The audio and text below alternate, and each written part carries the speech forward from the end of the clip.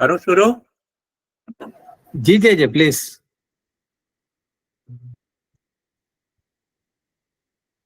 स भवान् सर्वलोकस्य भवाय विभवाय च अवतीर्णोंश भागेन साम्प्रतः पतिराशिषा।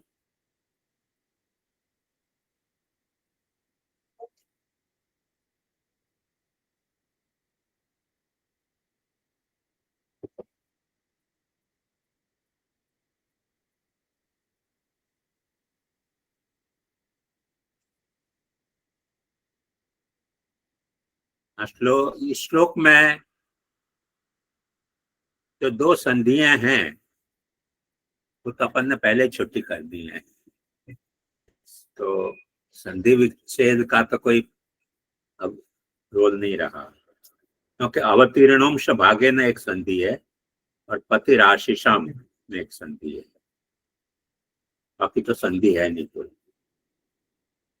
और सबसे पहले वाक्य का स्ट्रक्चर हमको देखना पड़ेगा। वाक्य के स्ट्रक्चर में अच्छा समास पहले देख लेते हैं, उसके बाद वाक्य का स्ट्रक्चर देखेंगे।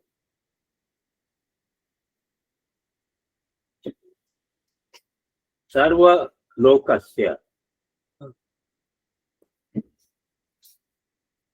ये सर्वस्य लोकस्य सर्वलोकस्य संधि है, समास है। तो सबसे पहले तो हमको यह नक्की करना है कि समास है कौन सा समास है।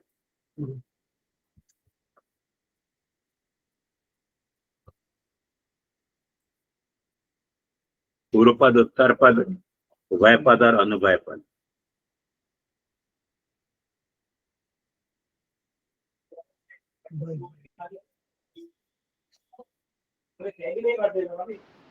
पूर्व पद होगा जी।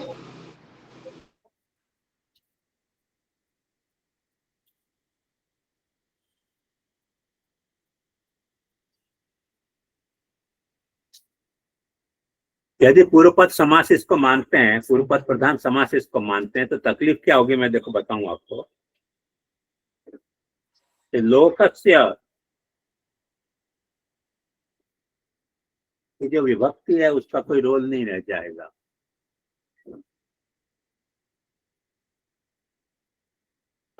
ये जो तत्पुरुष समास है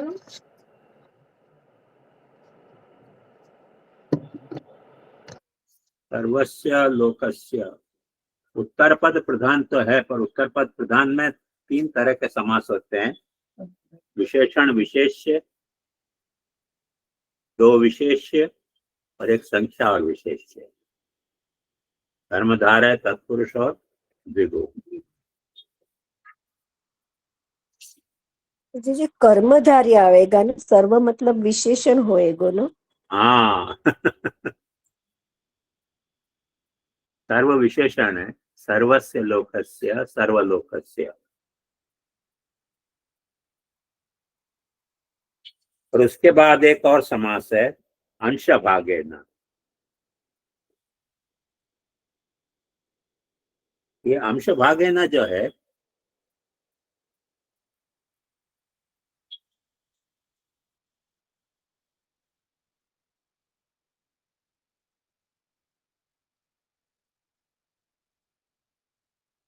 इसमें महाप्रभु जी ने समास विच्छेद किया है, देखो सुबोधनी में दिख रहा है, अंशेन भागेन च।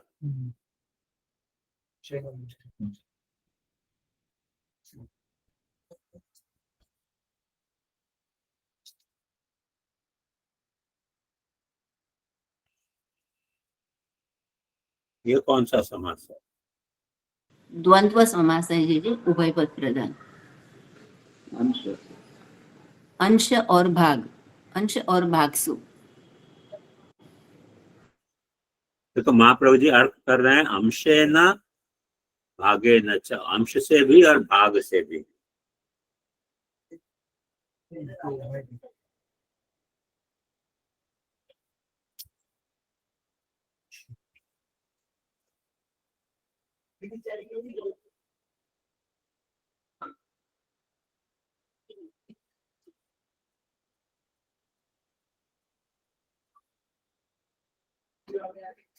ये आ रहा है ख्याल में?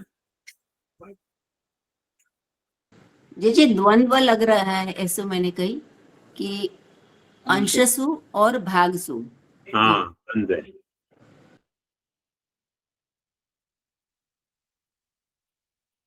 समास विग्रह हमने देख लिया। अब इसके बाद हम पद देखेंगे।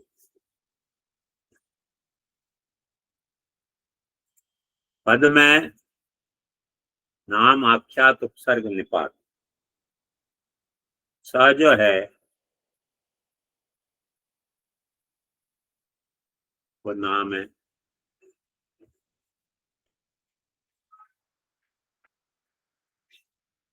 भगवान भी नाम है। सर्वलोक वैसे तो दो समास है, पर समासात्मक नाम है।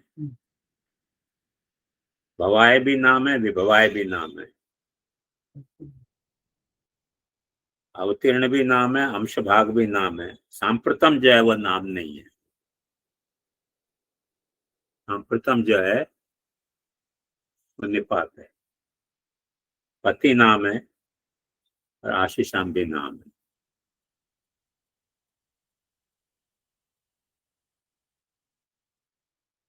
उसके बाद आता है आख्यात। यहाँ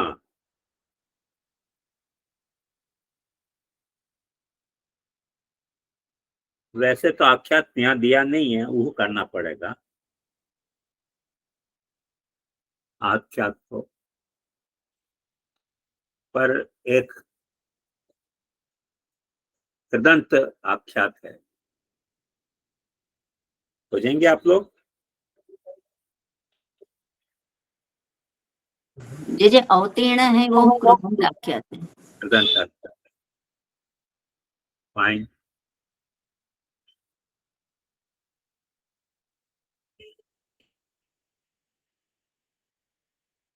तो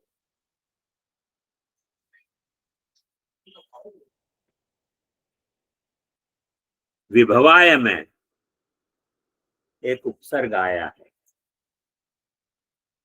विशेषण भवाय, विभवाय। ये वी जो है वो उपसर्ग है।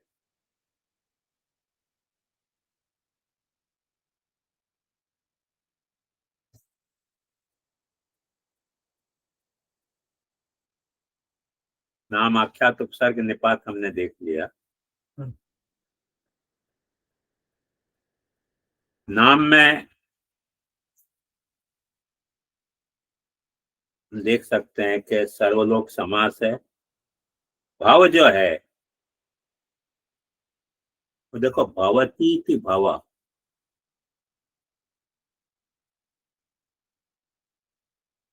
भाव किसको कहते हैं? जो होता है उसको भाव।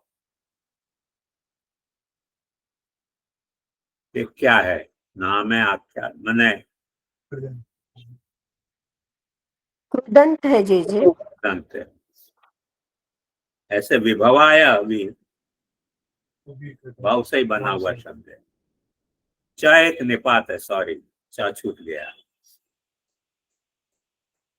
च दिखा निपात।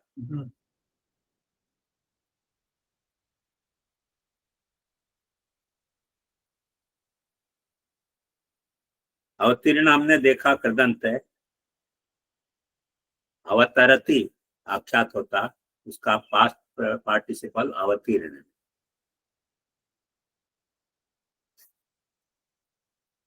पति ही,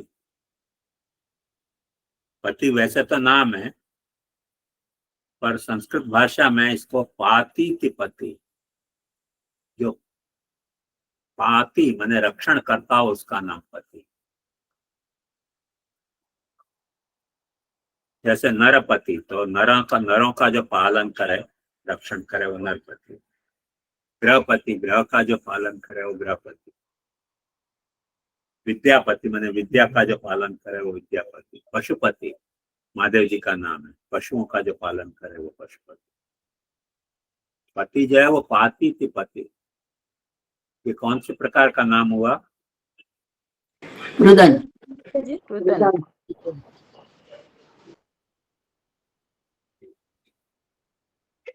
इसी तरह आशीष जो है वो आशीष इच्छायाम, आशीष शब्द इच्छा में प्रयोग होता है। आशीषाम, आशीष ये इच्छा रूपी धातु से बना हुआ कृदंत है। इच्छा ही वह आशीष, आशीरेव आशीषम, भावार्थक इसको कहते हैं। ये हमने देख लिया,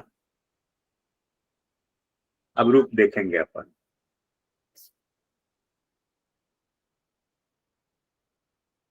स,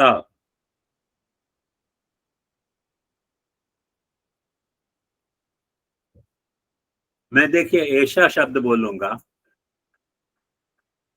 उसकी पैराफ्रेजिंग आपको स से करनी है। मैं ऐसा कहता हूं तो आपको स कहना है, आया? उसके बाद फिर वो पैराफ्रेजिंग बराबर चलेगी। ऐसा, एतौ, एते, सह तौ ते। 1 by 1। एक जना स बोले, दूसरा द्विवचन बोले, तीसरा बहुवचन बोले।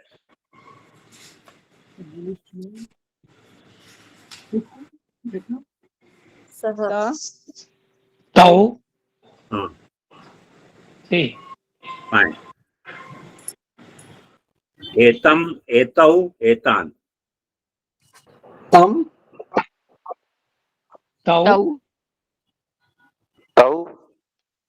तान। तान।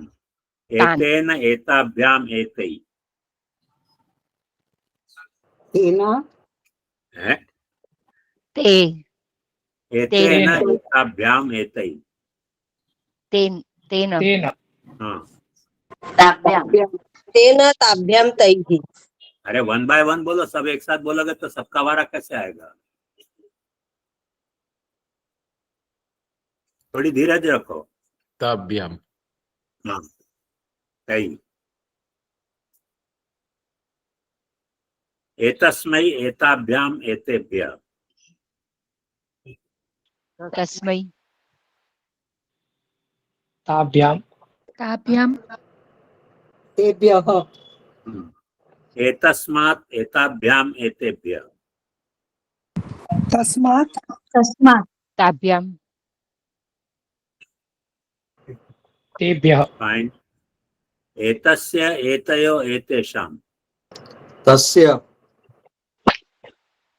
तयोः तेषां। फाइन। तेषां। एतस्मिन्, एतयो, एतेषु। तस्मिन् तयोः तेषु तेषु। तेषु ये सर्वनाम में संबोधन नहीं होता है, यदादि नाम संबोधन ना।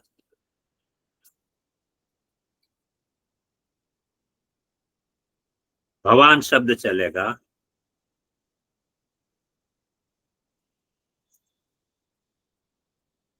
मैं मघवान बोलूंगा, मघवान यानी इंद्र, आपको भगवान बोलना है, भगवान बोलना है। मघवान, मघवन्तौ, मघवन्त। भवान अरे फिर सब एक साथ बोल रहे हो, एक थोड़ी धीरज रखो, दूसरे को भी चांस दो। मघवान, मघवन्तौ, मघवन्त। भवान मघवन्त। भवन्तः।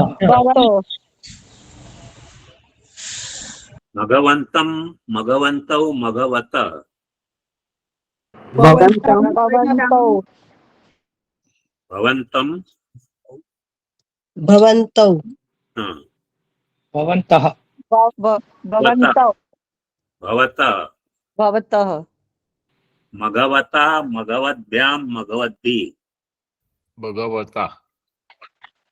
भगवतां भगवत्यां भवताभ्यां,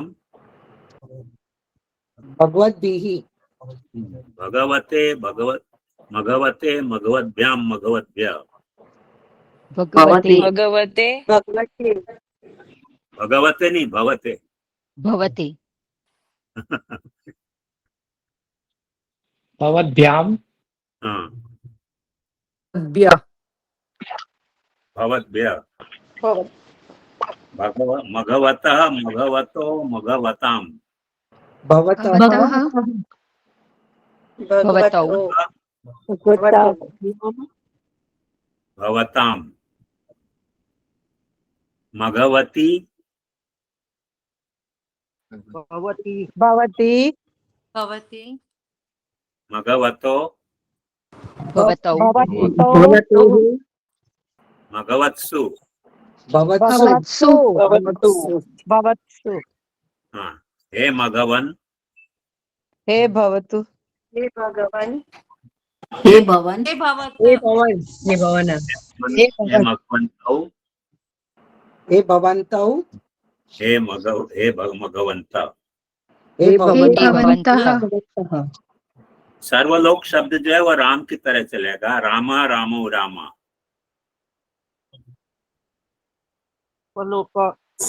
सर्वलोकः रामौ सर्वलोकौ रामा सर्वलोका रामम रामौ सर्वलोकौ रामान सर्वलोकान् रामेण सर्वलोकेन रामाभ्याम सर्वलोकाभ्यां ताभ्याम लोकाभ्याम रामै सर्वलोकैः रामाय सर्वलोकैः भ्याम सर्वलोकाभ्यां रामेभ्य रामात् सर्वलोकात् रामाभ्याम रामेभ्य सर्वलोकेभ्यः रामस्य सर्वलोकस्य लोकस्य सर्वलोकस्य रामयो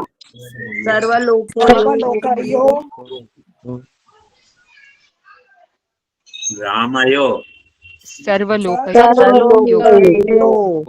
साथ सब बोल रहे, सुनाई नहीं पड़ रहा है क्या बोल रहा है।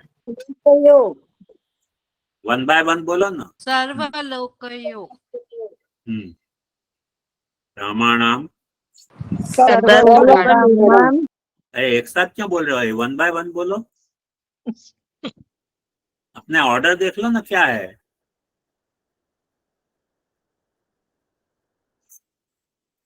एक ऑर्डर देख लो ना, आप लोगों का ऑर्डर क्या है।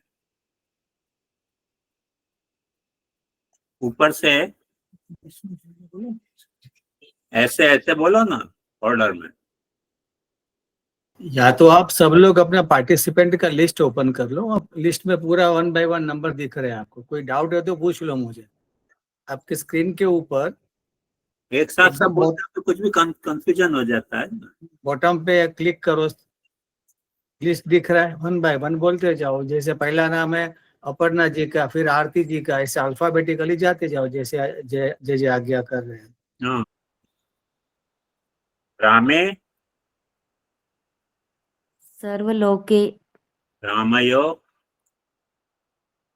सर्वलोकयो रामेषु सर्वलोकेषु हे राम हे सर्वलोक हे रामौ हे सर्वलोकौ हे रामा।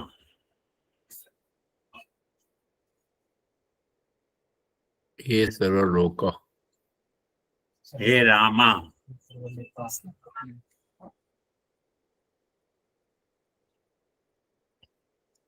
हे सर्वलोका हाँ इसी तरह भाव भी राम की तरह चलेगा। भाव और विभाव दोनों राम की तरह चलेंगे। एक जना भाव बोले, दूसरा विभाव बोले। रामा भगवान रामौ विभाव बोलना।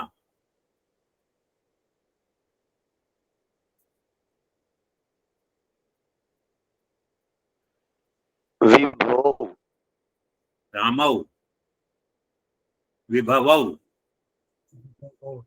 रामा, भवा बोलो। भवा रामम, विभा बोलना। विभवम विभम है? विभवम हाँ, रामव, भवौ विभा बोलना था। भवव, हाँ। रामान, विभा बोलना। विभवान रामेण, भ बोलना। भवेन हाँ, रामाभ्याम, विभव शब्द बोलना। विभवाभ्याम विभव रामई, विभवई हाँ बोलने। रामाय, विभव बोलना, भाव बोलना। भवाय रामाभ्याम, विभव बोलना। विभवाभ्याम रामेभ्य, भावेभ्य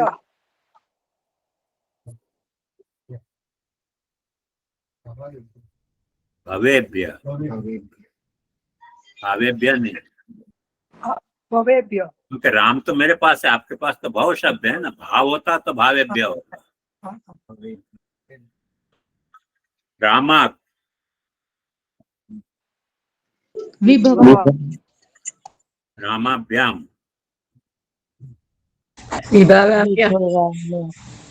भाव शब्द बोलना है। भव्याम भव्याम भवाभ्याम रामेभ्य,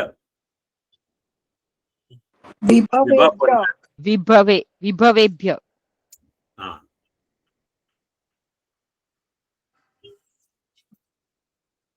रामा,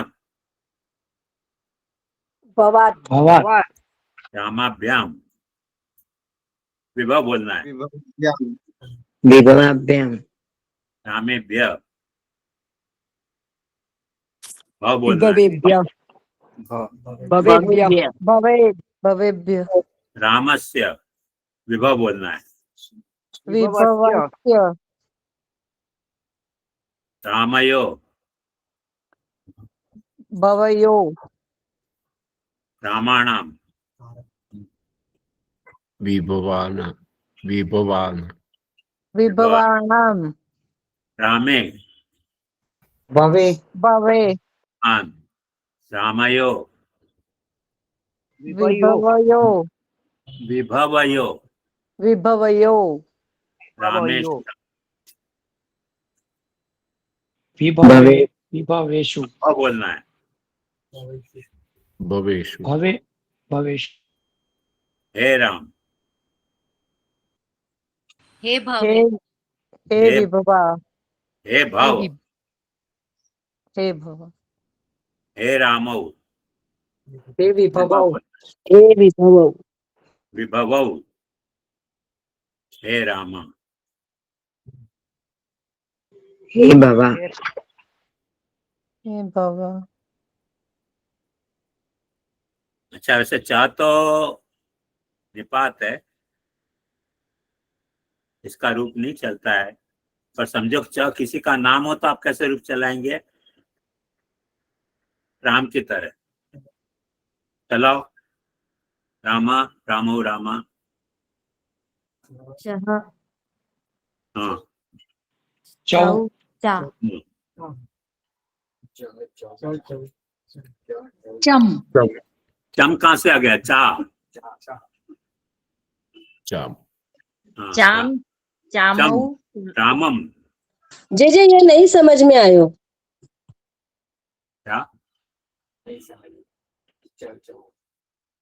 चा तो चा जो है ना वो निपात है, उसका रूप नहीं चलता है। पर समझो च किसी का नाम हो तो अपन रूप चला सकते हैं कि नहीं? हाँ अच्छा बात दृष्टि जैसे हिंदू जो न्यूज़पेपर छपता है ना, उसका एक पहले संपादक था, उसका नाम चो था, उसका चो का रूप चलता था।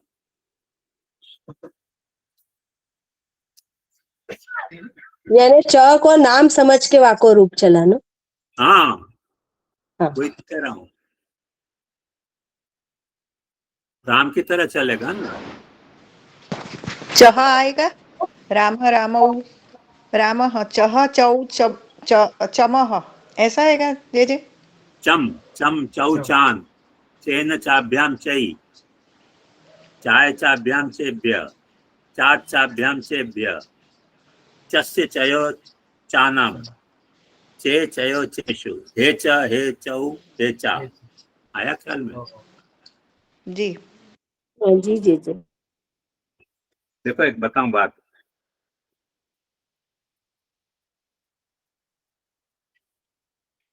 तू जैसे च जो है वो निपात है, ऐसे तू भी निपात है।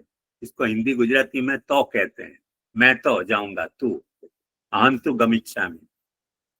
ऐसे अपी का मतलब भी होता है, मैं भी जाऊंगा, अहम अपि गमिष्यामि। पर भाष्य में ऐसा आता है, शाबर भाष्य में, इदंतु नोक्तम अधुनापि नोच्यते इति दुरुक्तम। जिसका सीधा अर्थ करने से यह मतलब निकलता है, ये तो पहले कहा नहीं गया और अभी भी कहा नहीं जा रहा है, इस तरह से 2 बार कहा, तो 3 दिन पाठ बंद हो गया। तो गुरु जी के समझ में नहीं आया कि क्या चक्कर हो गया। इदंतु नोक्तम, ये तो कहा नहीं गया है, अधुनापि नोच्यते, अभी भी कहा नहीं जा रहा है, ऐसे 2 बार कहा। 3 दिन पाठ बंद रहा। अंत में एक शिष्य था, उसको अक्ल सूझी, उसने कहा कि ये च को तू को जो है ना, आप निपात मान रहे हो इसलिए लफड़ा हो रहा है, तू को नाम मानो। तो इदम तू ना उक्तम, ये तू से बात कही गई है, अधुना पहले, अब ये जो है वो अपी से कही जा रही है, इति दुरुक्तम, ऐसे 2 बार कही गई है। इसलिए जो शिष्य था उसका नाम फिर गुरु रख दिया गुरु ने, वही तू गुरु है, मैंने पाठ लगाया। 3 दिन पाठ बंद रहा था, क्योंकि ये तो कहा नहीं गया, अभी भी कह नहीं रहे, ऐसे 2 बार कहा, तो इसका मतलब कैसे समझना। 3 दिन पाठ बंद हो गया, इसलिए मैंने आपको ये एक्सरसाइज करवाई कि कभी निपात का भी नाम बना के रूप चलाया जा सकता है, वो प्रोविजन है। निपात है वैसे रूप नहीं चलता है, और उसको नाम बना दो तो रूप चलता है। जैसे अपन हिंदी में भी पूछ सकते हैं कि नहीं, और का मतलब क्या, और तो निपात है, और को अपन कहा लगाते हैं ना। अपन ये भी कह सकते हैं और में ये बात छुपी हुई है, तो मैं भी लग गया, नाम नहीं है, निपात में भी मैं लग गया। और से तुम कहना क्या चाहते हो,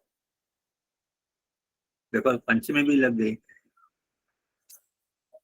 और को मत पढ़ो, देखो द्वितीया भी लग गई। तो अपन हिंदी में भी वो प्रयोग करते हैं, संस्कृत में भी वो छूट है, इसलिए मैंने रूप चलवाया।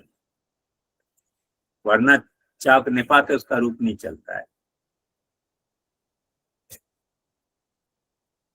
अवतीर्ण वंस अगेन राम की तरह चलेगा, चलो। राम अवतीर्णः रामौ अवतीर्णौ रामा अवतीर्णः रामम अवतीर्णम् रामम अवतीर्णम् अवतीर्णम्। एक साथ क्यों बोलते हो सब, अपने नंबर से बोलो ना, क्या लफड़ा है आपके। हमारे तो बहुत लफड़ा हो गया। नंबर आपको नहीं दिख रहे हैं क्या?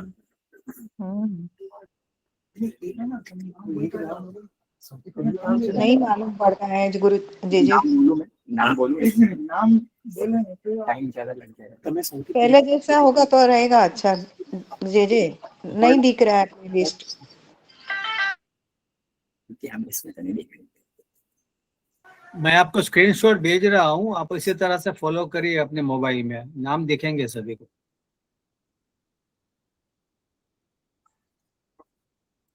एक एक नाम बोलूं, मैं एक एक नाम बोलूं। स्क्रीनशॉट भेज रहे हैं।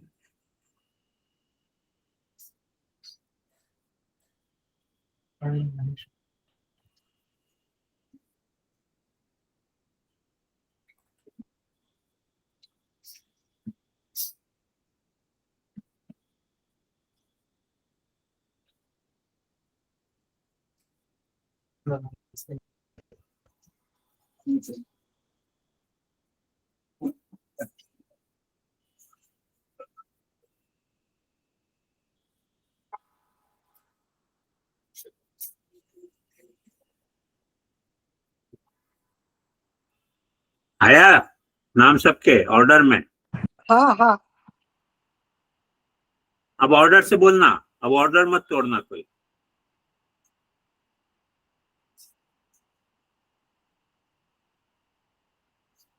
ठीक है,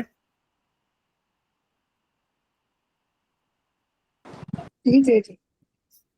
चलो अवतीर्ण को अक्षरो राम की तरह शुरू करो। रामः अवतीर्णः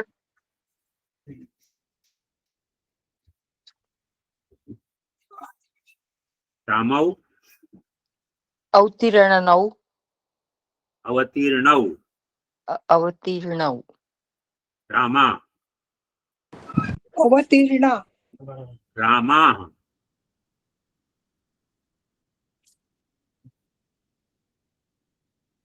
अवतीर्णा रामम अवतीर्णम रामौ अवतीर्णौ रामान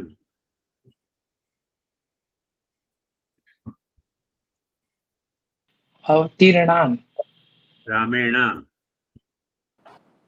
अवतीर्णे रामेण अवतीर्णे सॉरी रामेण अवतीर्णे अवतीर्णेन अवतीर्णेन अवतीर्णेन अवतीर्णेन अवतीर्णेन रामाभ्याम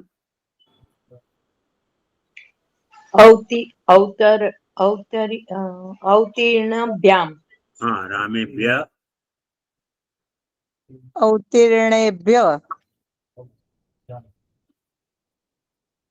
तृतीया बोले थे, चतुर्थी रामई, शायद रामई होगा, सॉरी रामई अवतीर्णैः रामई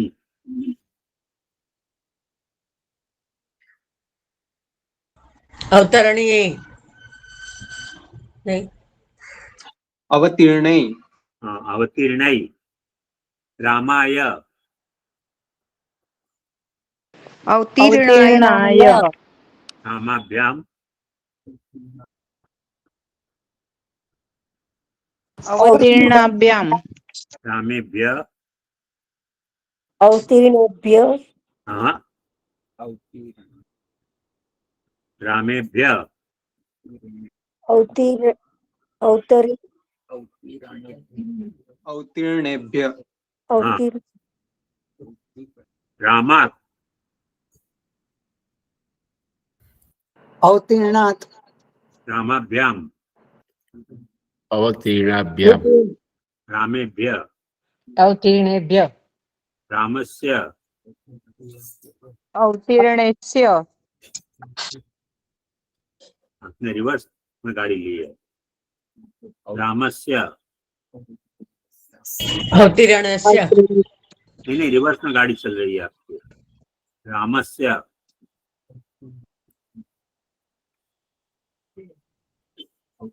अवतीर्णस्य हाँ रामयो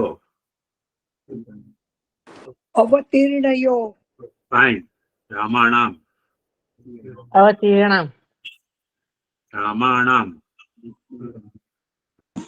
अवतीर्णानां हाँ रामे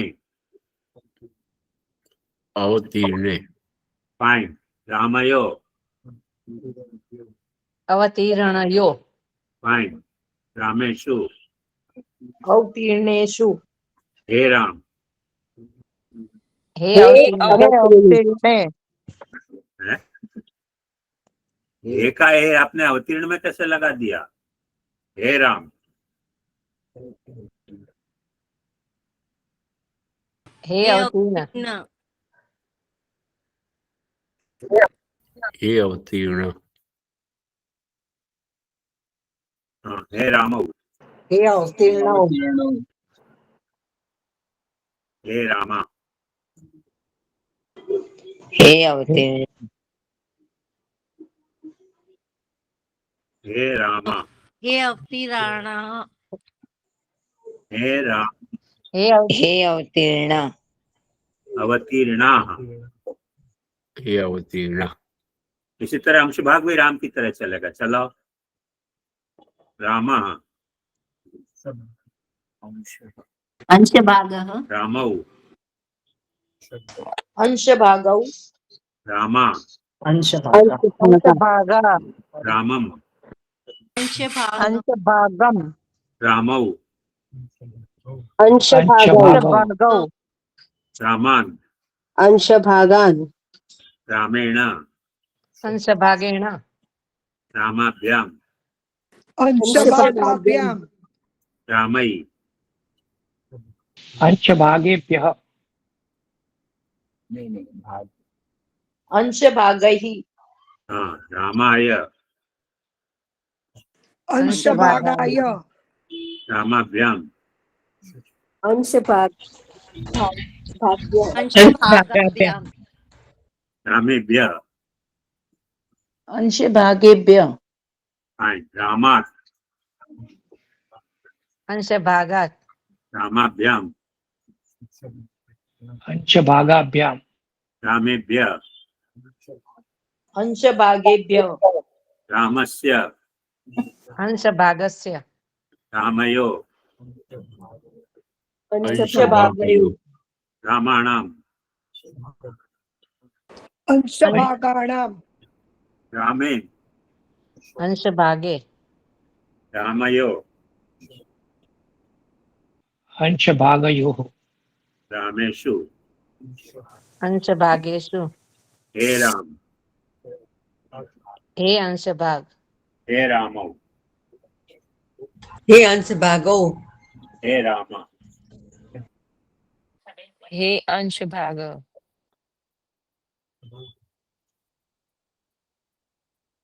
वैसे पति शब्द जो है वो हरि की तरह चलता है, पर पति थोड़ा एक्सेप्शनल है। उसमें दोनों रूप होते हैं।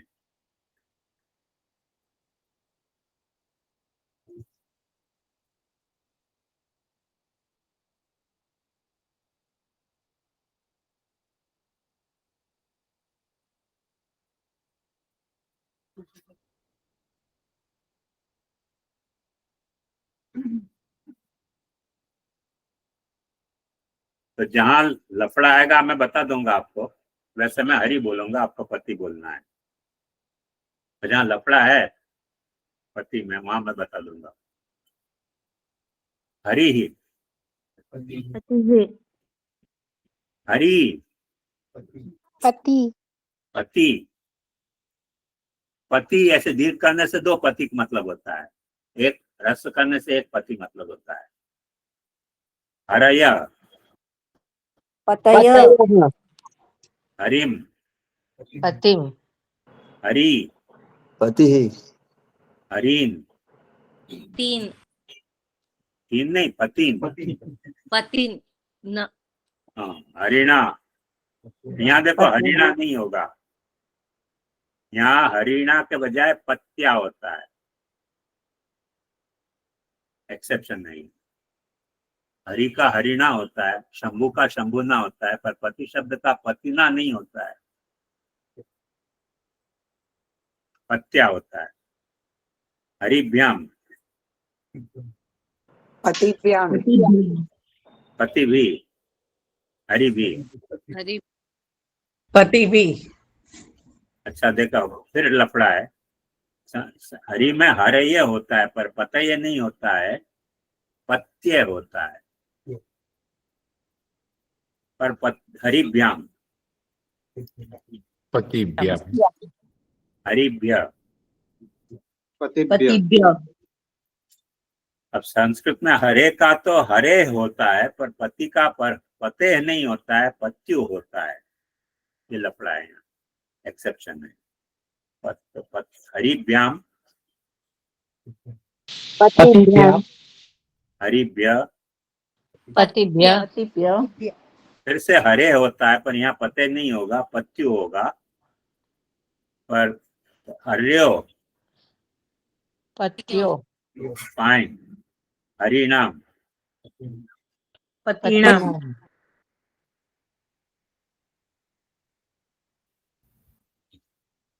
देखो यहाँ भी थोड़ा लफड़ा है। हरि में हरव होता है, पर यहाँ पतव नहीं होता है, पत्यव होता है। पर हर्यो, पत्यो, हरिषु, पतिषु, हे हरे, हे हे पति, पति, हे हरि, हे हे पति, पति, हे पति, हे हरया। हे पतया, हाँ, फाइन।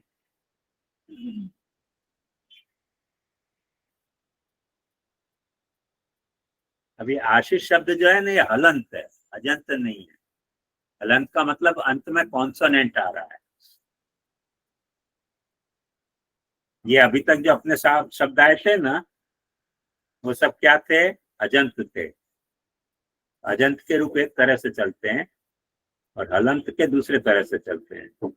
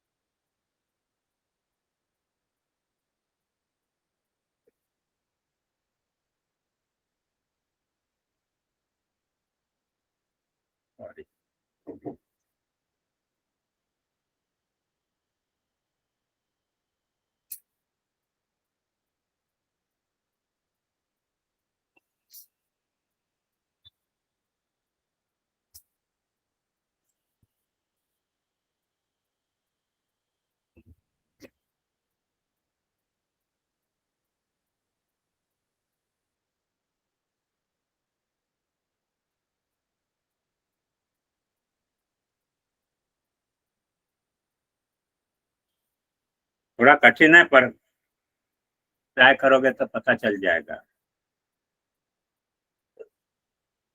मैं धनु शब्द बोलूंगा। धनुष, आशीष, धनुष।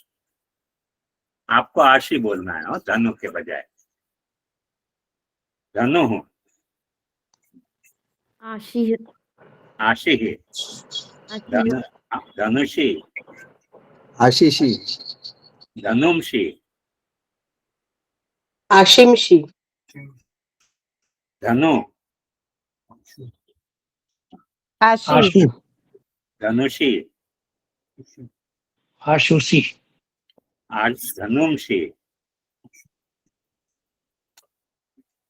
आशीषी, धनुषा, आशुषा, आशीषा, फाइन। धनुर्भ्याम, आशीष, आशीषाभ्याम, आशीर्भ्याम, आशीभ्याम, धनुर्भी, आशीर्भिः, आशीर्, धनुषे, आशीषे, आशीषे, धनुर्भ्याम, आशीष, आशीर्भ्याम, आशीष्याम, आशीभ्याम, आशीर्भ्याम, आशीर्भ्याम, धनुर्भ्य, आशीर्भ्यः, आशीर्भ्य, आशीर्भ्य, धनुषः, आशीष, आशीर्भ्यः, धनुषः, आशिकः, आशीष, फाइन। धनुषो, आशीषो, आशीषो, आशीषो, धनुषाम, आशीषाम, आशीषाम में आया ना। धनुषी, आशीषी, धनुषो, आशुषु, धनुषु, आशीषु, हाँ, हे धनु, हे आशु, हे आशी, हे आशी, हे धनुषी, हे आशीषी, हे धनुमशी, हे आशीष, हे आशीषी, आशीमशी, चिमशी। ये आशी शब्द से ही आशीर्वाद बनता है। हो जो श है ना उसका र हो जाता है, जैसे धनु का श का भी र हो जाता है ना, धनुर्व्याम, ऐसे आशीर्व्याम। धनुर्वाद एक रोग है ना, धनुर्वाद, धनुर्वाद, तो धनुष्वात धनुर्वात है ख्याल में। तो हमने सारे रूप चला लिए और देखो इम्प्रूवमेंट तो दिख रहा है आपको, लग रहा है कि नहीं आपको पहले से? जी जी बहुत अच्छा है, अच्छा लगता है, जी जी जी। पढ़ पाते हैं थोड़ा गुरु दीजिए थोड़ा इम्प्रूवमेंट है जी। अभी। एक्सरसाइज करते रहोगे तो ठीक हो जाएगा, वो समझ जाएगी।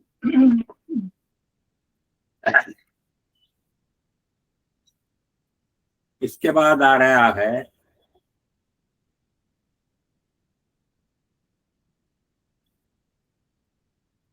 वृत्ति।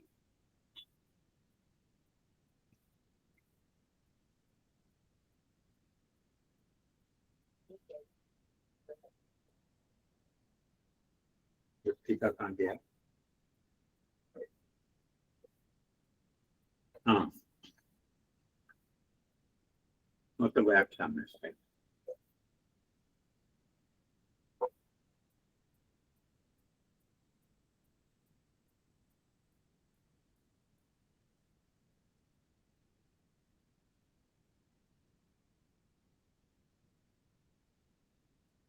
हाँ।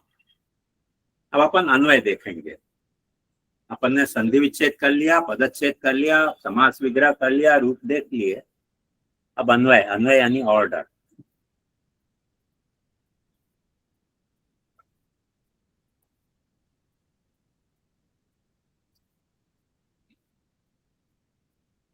देखो इसमें चक्कर क्या है, प्रिंसिपल सेंटेंस अपने को खोजना है, उसके बाद तो फिल इन द जो जिसकी अपेक्षा है। आकांक्षा और अन्वय में तो स भवान अवतीर्णोसि, ये प्रिंसिपल सेंटेंस है। वो आप अवतीर्ण हुए हो। वो स भवान, संस्कृत में तुम और आप, गुजराती में जैसे आप नहीं है तो तमेच से, पर हिंदी में जैसे तू और आप दोनों है, ऐसे अंग्रेजी में भी आप नहीं है, तुम ही है। पर हिंदी में तुम और आप दोनों अलग है, ऐसे संस्कृत में भी तुम और आप अलग है। तुम यानी प्रेम से या समान को कहा जाता है, आप जो है वो आदर से कहा जाता है, अर्थ दोनों का एक ही है। तो स भवान अवतीर्णो, वो आप अवतीर्ण हुए हो, ये प्रिंसिपल सेंटेंस है।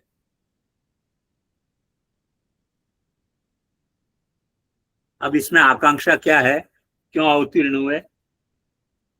तस्मै प्रयोजनाय अवतीर्णोषि, कह रहे हैं भवाय विभवाय च, भाव के लिए और विभव के लिए। कस्य भवाय कस्य विभवाय? सर्वलोकस्य भवाय सर्वलोकस्य विभवाय च भवान अवतीर्णोषि। केन प्रकारेण अवतीर्णोषि? अंश भागेन अवतीर्णोषि, जिसका अर्थ महाप्रभु जी कर रहे हैं अंशेन भागेन च। वैसे एक बात समझो कि यदि महाप्रभु जी ये अर्थ न करते तो अंश भागेन का एक मतलब होता है अंश रूप भाग से।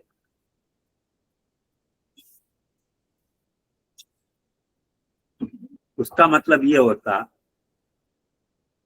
कि भगवान पूर्ण रूप से प्रकट नहीं हुए, अंश रूप भाग से प्रकट हुए। और भागवत के शुरुआत में ये बात आ गई है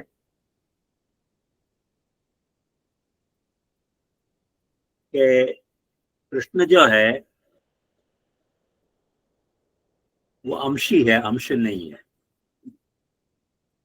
जैसे जनरल एक प्रेजुडाइस ऐसी है कि विष्णु का अंश है कृष्ण,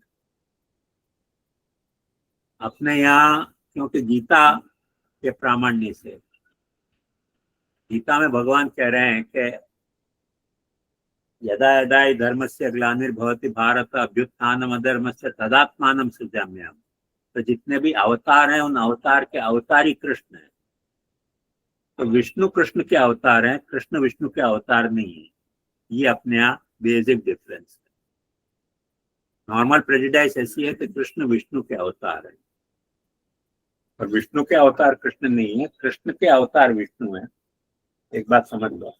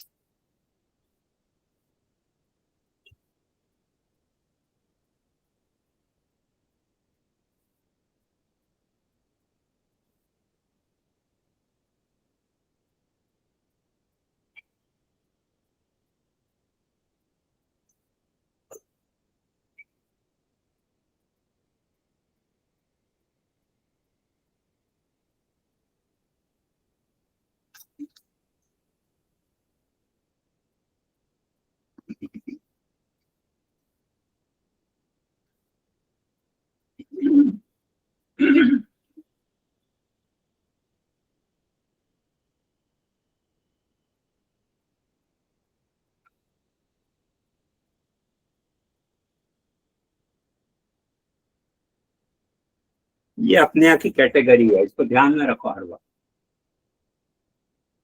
ब्रह्म के तीन भेद हैं, परब्रह्म, अंतर्यामी और अक्षर ब्रह्म। परब्रह्म तो कृष्ण ही महाप्रभु जी कहते हैं। जो बात महाप्रभु जी ने गीता और भागवत से ली है। गीता में भगवान को कहा गया परम ब्रह्म परम धाम पवित्रम परमं भवान आयस्वाम ऋषय सर्वे देवर्षि नारद तथा सितो देवलो व्यासो स्वयं चैव ब्रह्म। आप परम ब्रह्म परम धाम पवित्र परम भगवान आउस्वाम ऋषि सर्वे, ऐसा सारे ऋषि आपको कहते हैं। आउस्वाम ऋषि सर्वे देवर्षि, देवर्षि नारद भी कहते हैं, असित भी कहते हैं, व्यास भी कहते हैं, और आप खुद भी कबूल कर रहे हो कि आप कर रहे हो। तो गीता मुख्य अपने यहाँ कृष्ण की परतत्वता का प्रथम सिद्धांत गीता ने प्रतिपादित किया है। तो इसमें कंफ्यूजन क्यों हुआ उसकी हिस्ट्री समझ लो। कि जब अत्याचार बढ़ा तो देवताओं ने जाके स्तुति की विष्णु की कि आप प्रकट हो जाओ। तो विष्णु ने कहा कि मैं प्रकट होऊंगा। इसीलिए सब लोग समझते हैं कि विष्णु प्रकट हुए। और भगवान ने उससे पहले एक अवतार, भगवान ने वरदान दे रखा था वसुदेव को, देवकी को और नंद यशोदा को कि मैं तुम्हारे यहाँ प्रकट होऊंगा। वो कृष्ण रूप में दिया था। तो जब विष्णु ने ये वरदान दिया तो भगवान उनको साथ अपने लेके प्रकट हुए। इसलिए महाप्रभु जी कह रहे हैं अंशे न भाग्य, अंश से भाग से। तो जहां भी कृष्ण के लिए अंश का उल्लेख आता है वहां अंशे न तृतीया विभक्ति के दो अर्थ होते हैं। एक तो उस रूप से, जैसे जटाभिस्तापस, ये आदमी तपस्वी है, कैसे पता चलता है? जटा के कारण। जिसकी जटा बढ़ जाती है वो तपस्वी होता है। तो अंशे न माने अंश के कारण इसको पहचाना जा सकता है। एक रूप के अर्थ में अंश आता है और एक सहयोगे प्रधान तृतीया, लक्ष्मणेन सह आगतो राम, लक्ष्मण के साथ राम आया, वहां लक्ष्मणेन तृतीया है, वो सहयोग अप्रधान तृतीया। सहयोग में अप्रधान में तृतीया होती है। तो अंशेन भागेन सह भगवान आए, अकेले नहीं आए। यानी विष्णु ने जो वरदान दिया था उसको भी साथ लेके आए अंश को, और भी 3-4 रूप प्रभु ने एक साथ प्रकट किया है कृष्णावतार में। मैंने अपने चारों व्यू को प्रकट किया है और नर नारायण में से नारायण को प्रकट किया है। ऐसे कई अंश और भागों के साथ भगवान प्रकट हुए। तो एक अंश भागेन का मतलब अंश रूपेण भागेन, माने पूर्ण प्रकट नहीं हुए, अंश रूप से प्रकट हुए तो पूर्णावतार नहीं होगा, अंशावतार होगा। जैसे बहुत सारे अवतारों के जो प्रभेद हैं उसमें पूर्णावतार, अंशावतार, कलावतार और आवेशावतार, ऐसे प्रभेद हैं। देखो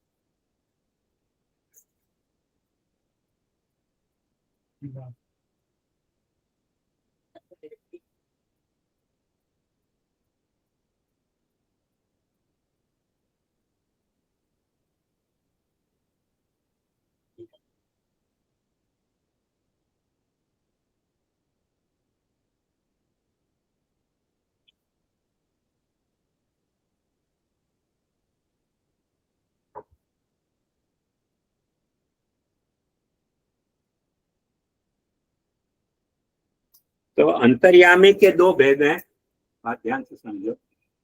एक व्यष्टि और एक समष्टि।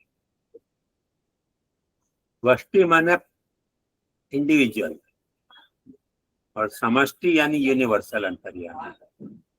तो जितनी भी चेतना वस्तु हैं उनमें व्यष्टि अंतर्यामी होता है और जो भी जड़ वस्तु हैं उनमें समष्टि अंतर्यामी होता है, इनर कंट्रोलर। अंतर्यामी यानी इनर कंट्रोलर। तो भगवान के 2 रूप होते हैं, एक तो परब्रह्म और एक अंतर्यामी। अंतर्यामी के फिर से 2 रूप होते हैं, व्यष्टि और समष्टि। इंडिविजुअल अंतर्यामी मैंने मेरा अंतर्यामी मेरे भीतर है क्योंकि मैं चेतन हूं, पर जड़ में हर एक वस्तु को अपने अलग अंतर्यामी की जरूरत नहीं है, समष्टि अंतर्यामी से काम चल रहा है।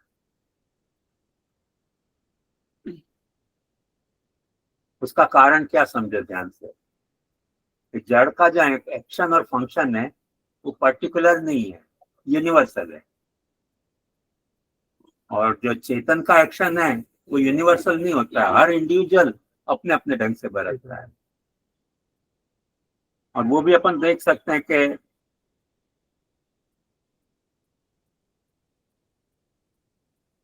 बाप बिजनेसमैन का बेटा आर्टिस्ट हो जाता है, बाप आर्टिस्ट का बेटा बिजनेसमैन हो जाता है, अलग अलग ढंग से बरतता है। किसी का कोई एक मॉडस ऑपरेंडी एक नहीं होती है और जो जड़ होता है उसकी मॉडस ऑपरेंडी एक ही होती है, वो इसमें इंडिविजुअलिटी नहीं आती कि पृथ्वी का ये भाग इंडिविजुअली ऐसे बढ़तेगा तो पृथ्वी का वो भाग इंडिविजुअली ऐसे बढ़तेगा। पृथ्वी जैसे पृथ्वी बढ़ती है तो उसको एक अंतर्यामी की जरूरत है, और जो चेतन है उसको अनेक अंतर्यामी की जरूरत है। जैसे एक बात सामान्य बताता हूँ, उदाहरण के तौर पे आपको समझ में आ जाएगी कि नॉर्मली शेर आता है तो जानवर सरेंडर कर देते हैं। शेर और लायन या टाइगर आता है तो उनकी ताकत बहुत ज्यादा होती है।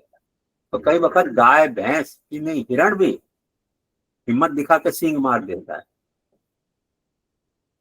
अब वो कहां से मारा है उसने? सिंह के सामने उसकी बिसात क्या थी? कोई वक्त मार देता है, ऐसा भी होता है। तो इंडिविजुअल जो पैटर्न है बिहेवियर का वो अनप्रिडिक्टेबल होता है, और जो जड़ का पैटर्न है वो प्रिडिक्टेबल होता है। क्योंकि जड़ का पैटर्न यदि प्रिडिक्टेबल ना हो तो फिजिक्स नहीं चलेगी, केमिस्ट्री नहीं चलेगी, कुछ भी नहीं चलेगा, एस्ट्रोफिजिक्स नहीं चलेगी। और जहां से चेतन आया वहां से थोड़ी अनप्रिडिक्टेबिलिटी आ जाती है। जैसे सोशल साइंस प्रिडिक्टेबिलिटी नहीं उतनी सर्टेन होती, सोशल साइंस में अनप्रिडिक्टेबल होता है। हम जानते हैं अच्छी तरह से जानते हैं कि इस्लाम के आने के बाद ईरान ने, इजिप्ट ने अपना धर्म छोड़ दिया थोड़े से अटैक के बाद। हिंदुस्तान ने 900 साल गुलाम रहने के बाद भी अपना धर्म नहीं छोड़ा। ये चक्कर कहां से आ गया भाई? इस्लाम तो वही था, काफिर को मारो। अच्छा, ईरान ने छोड़ दिया पर यज़दियों ने नहीं छोड़ा, ये और ब्यूटी है, वो भी वहीं रहते थे। जहां भी चेतन आ जाता है वहां अनप्रिडिक्टेबल हो जाता है। और जैसे ऐसे कहा जाता है कि जब आज से करीब 25-26 हजार साल पहले जब एक कोई अंतरिक्ष से कोई चीज गिरी थी और पृथ्वी पे सब बादल छा गए और ठंडक हो गई, तो जितने भी डायनासोर थे वो सब मर गए। अब वो डायनासोर के स्केलेटन मिलते हैं पर डायनासोर नहीं मिलते हैं। उन डायनासोर के कई बच्चे अभी भी जिंदा हैं। जैसे न्यूगिनी में, पापुआ न्यूगिनी में डायनासोर अभी भी जिंदा है। और ये जो छिपकली है वो भी डायनासोर की औलाद है, ठंडे खून वाली, गर्म खून वाली नहीं है। ये कॉकरोच भी तब का है ना, कुछ जानवर बच के नहीं मरे क्योंकि चेतन थे। उन्होंने पता नहीं क्या उपाय कर लिया होगा, तो उपाय किया होगा ना, ऐसा होता है। मैं किसी के यहाँ मेहमान था, बच्चे बहुत तूफानी, का करना क्या? मैं जाके उनके माता पिता को कहा, उनका बच्चे थोड़ा तूफान करते हैं तो रात को सोना नहीं हुआ। माँ बाप ने कहा आपके बच्चे होंगे तो भी ऐसे ही होंगे। मैंने कहा इनसे तो कुछ कहा नहीं जा सकता, टका सा जवाब दे दिया। मैंने कहा आप चल बच्चों के साथ क्या करना फिर? तो मैंने खेल खेलना शुरू किया, और जो भी हार जाए उसको निकालना रूम के बाहर। सबको निकाल के मैं शांति से बैठा, एक टेबल के नीचे से बच्चा निकला के, मैं तो अभी तक यहीं बैठा हूँ।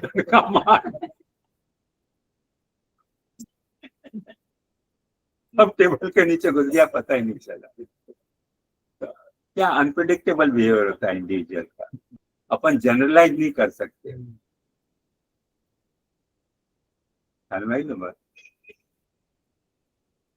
तो इसलिए उसके इंडिविजुअल के हर अंतर्यामी अलग अलग होते हैं, उसका इनर कंट्रोलर।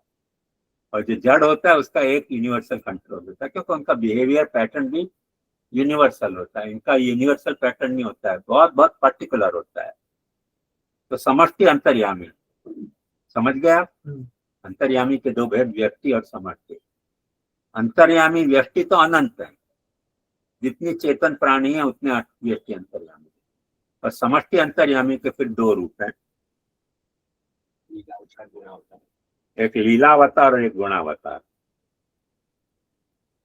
लीलावतार माने भगवान ने भूतल पे प्रकट होके जो लीला की उसको लीलावतार कहते हैं, भूतल पर प्रकट होके। और भूतल पे प्रकट हुए बिना भूतल को गवर्न करने वाले सत्व तमोगुण के आधार पर वो लीलावतार कहे जाते हैं। तो वो गुणावतार कहे जाते हैं। वो ब्रह्मा जो है वो रजोगुण का अवतार है, रजोगुण का अधिष्ठाता अवतार है। विष्णु सत्वगुण का अधिष्ठाता अवतार है और शिव जो है वो तमोगुण का अधिष्ठाता अवतार है। वो गुणावतार कहे जाते हैं। पर लीलावतार के फिर 4 भेद हैं। पूर्णावतार, अंशावतार, कलावतार और आवेशावतार। पूर्णावतार में भगवान का जो विग्रह है, शरीर, वो शुद्ध सत्व से घटित होता है। शुद्ध सत्व है सात्विक राजस तामस में से जो सत्व गुण है, जो मिश्रित नहीं है रज और तम से, उस मटेरियल को भीतर भगवान प्रकट होते हैं। और अंशावतार, कलावतार और आवेशावतार में जरूरी नहीं है कि भगवान शुद्ध सत्व शरीर वाले हों। वहाँ जो जिस जानवर में, जिस प्राणी में, जिसमें जैसे प्रकट हुए वो अंशतः वहां प्रकट हुए। कला का मतलब होता है, जैसे एक बात समझो कि घंटा, मिनट और सेकंड,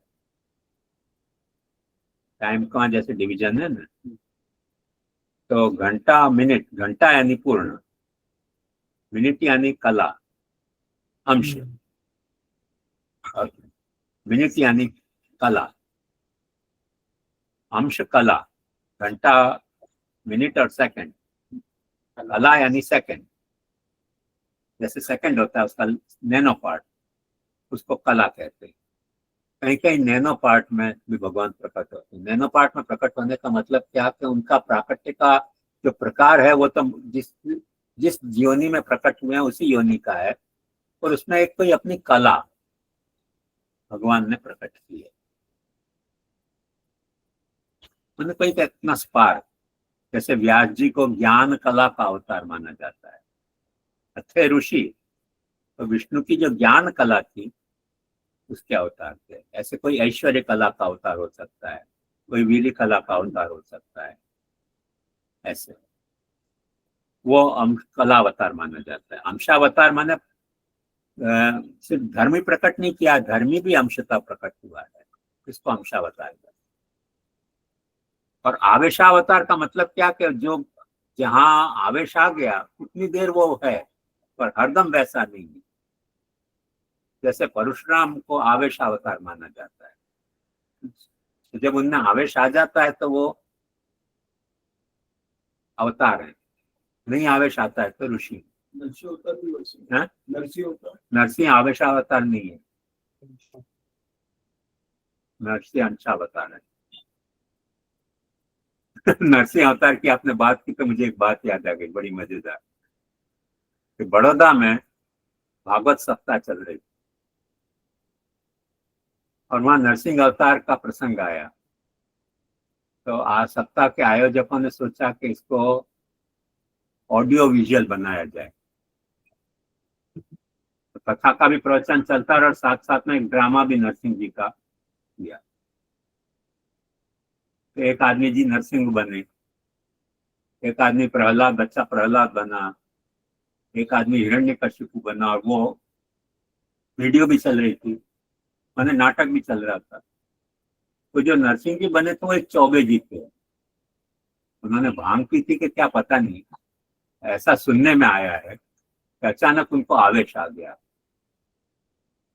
नरसिंह जी का अवतार करते करते। तो हिरण्यकशिपु को मारने के बजाय वहां मेयर बैठा था, उसको भी उन्होंने ढोल दपाड़ा जमाया और भी कई लोग जितने बैठे थे सबकी मार पी। इतना आवेश आ गया, अंत में पुलिस नरसिंह जी को पकड़ के ले गई। तो आवेश अवतार भी होता है। नरसिंह जी का आवेश आ गया, जैसे भूत का आवेश आ जाता है ना, ऐसे कभी कभी आवेश आ जाता है। पुलिस आई, तो मेयर को जब ढोल धपाटा लगाया ना हिरण्यकशिपु को लगाने के बजाय, पुलिस आकर नरसिंह जी को अरेस्ट करके ले गए भागवत सप्ताह के दरमियान। ऐसे ऐसे आवेश आ जाता है कभी कभी। उत्तर आपने कहा खाली सत्व से पूर्णावतार असाधारण होता है, कृष्ण को पूर्णावतार कहा गया है।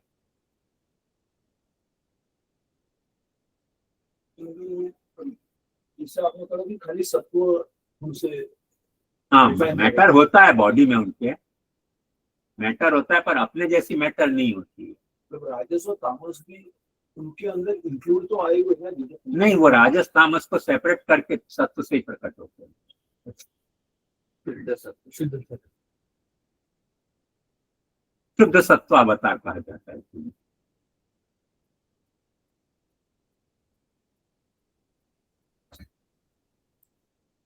है ना, प्रकृति का जो तत्व है, देखो शुद्ध सत्व का मतलब क्या,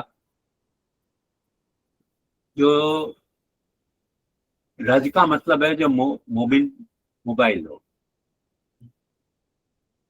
डायनामिक हो। सत्व का मतलब है जो स्टैटिक है, स्थिर हो।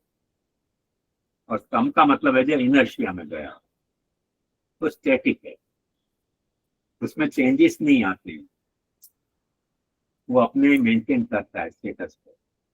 रज जो है वो क्योंकि डायनामिक होने के कारण जिसके साथ इंटरेक्शन में इन्वॉल्व होता है उसका रूप ले लेता है।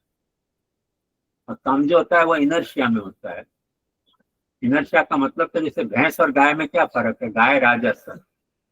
राजस को आप देखोगे, गाय जब रोड क्रॉस करेगी तो ट्रैफिक को देख के करेगी, भैंस जब रोड क्रॉस करती है तो ट्रैफिक को देख के नहीं करती है, वो इनर्शिया में रहती है। इनर्शिया को ऐसे अपनी बुद्धि भी कभी एजाइल होती है, राजस होती है, कभी स्टेबल होती है, कभी इनर्शिया में जाती है। इनर्शिया में जाती है मैंने, फिर दूसरी बात अपने को समझ नहीं आती, जो मन में जच गई, जो जच गई हो, अच्छी बुरी सच्ची खोटी, जो जच गई सो जच गई, और दूसरी बात नहीं आएगी तो तम हो गया। एजाइल होती है मैंने, इसके साथ संपर्क में आई तो इस तरह से एक्ट करेगी, उसके साथ संपर्क में आई तो उस तरह से एक्ट करेगी, जिस तरह से वो एक्शन रिएक्शन के मोड में होती है, एकदम एवर रेडी। और जो सत्व होता है मैटर में, वो स्टेबल होता है, उसका पैटर्न ऑफ बिहेवियर स्टेबल है, तो उसमें वो ट्रांसफॉर्मेशन उतनी जल्दी नहीं आता है।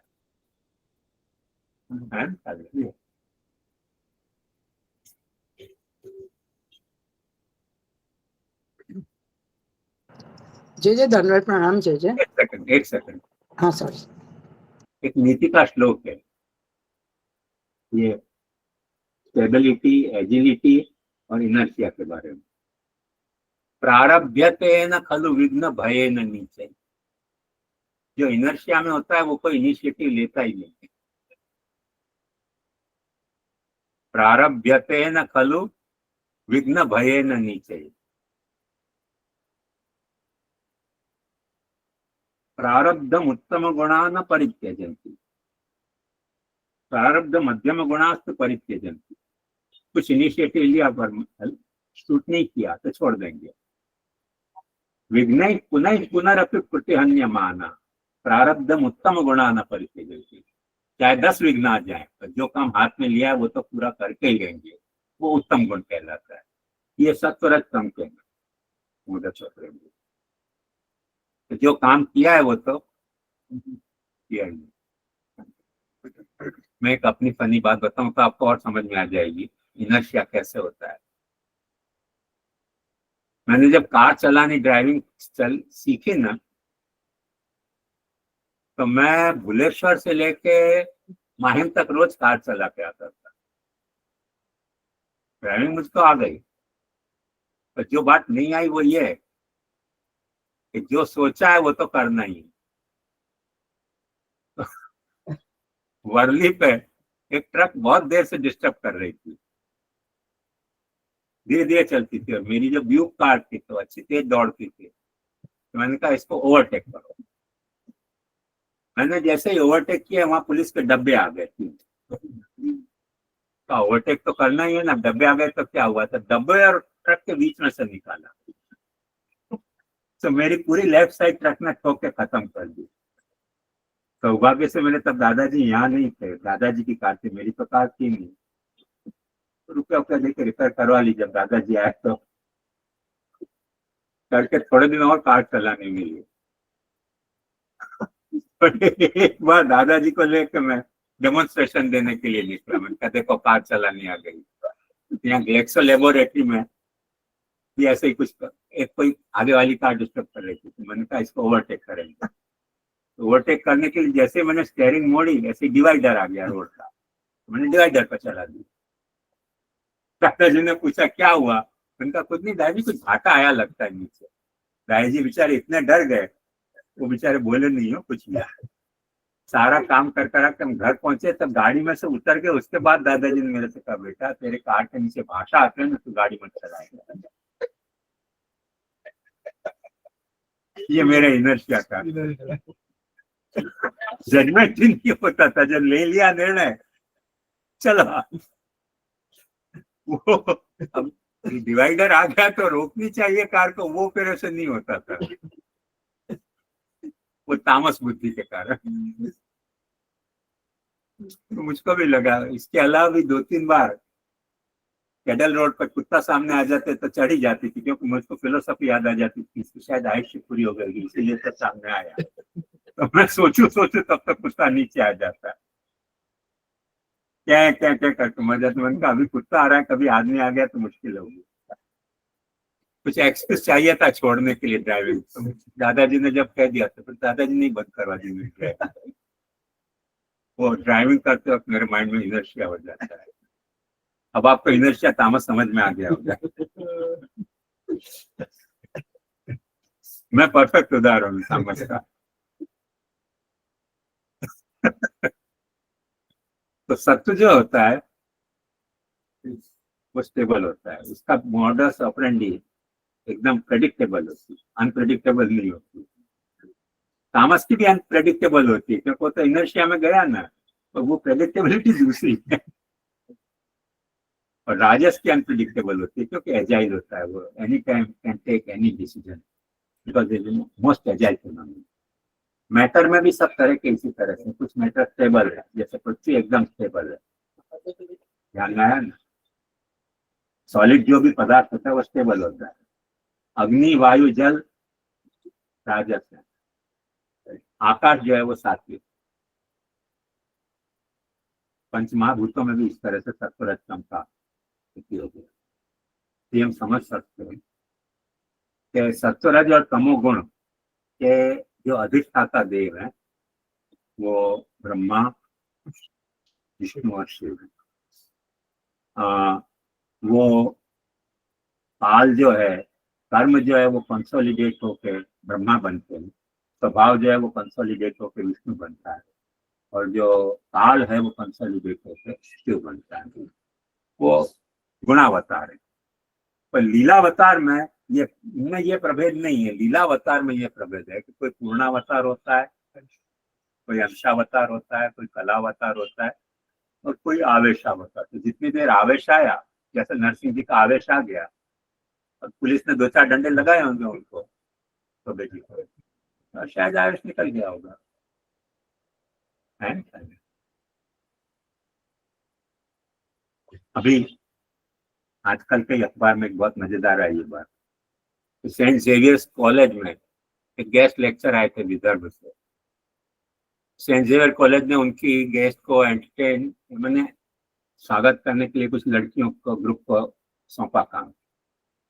उनमें भी इनर्शिया हो गया, वो लड़कियों को छेड़ने लग गए।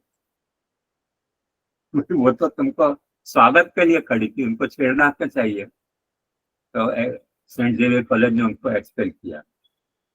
जब उनसे पूछा गया कि ऐसा आपने क्यों किया, आप तो प्रोफेसर थे, उनका मुझको आवेश आ गया लड़कियों को देख के। वो आवेश आ बता,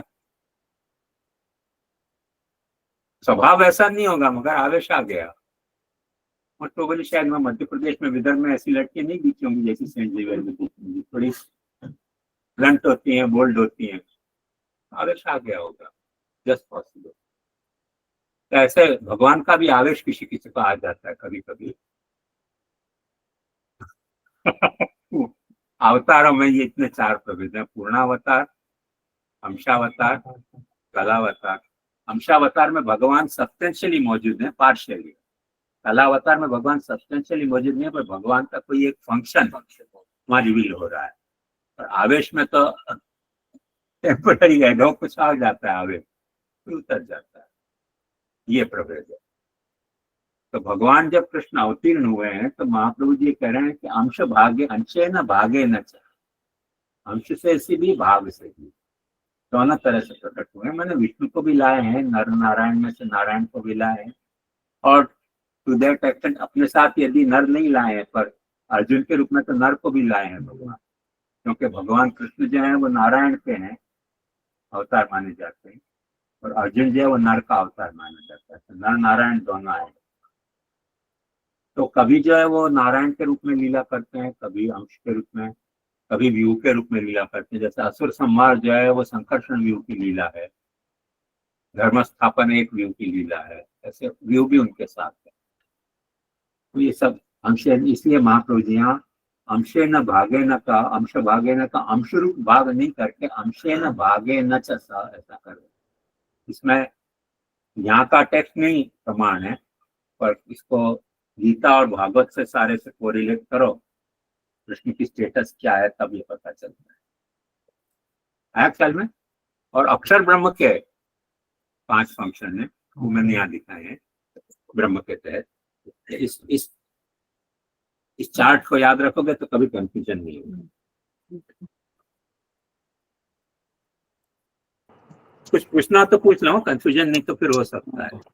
हाँ जे ये पूछ रही थी कि जो मूल विष्णु है जो शेषैया पे पोड़े है, वो विष्णु और परब्रह्म श्री कृष्ण जो अंशी है, वहां में क्या भेद है?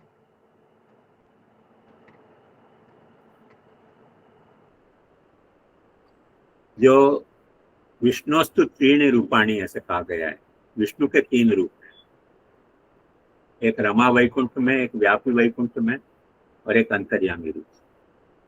तो रमा वैकुंठ के रूप विष्णु, जिनको भौतिक देवताओं ने जाके स्तुति की थी शेष पे पौड़े हुए।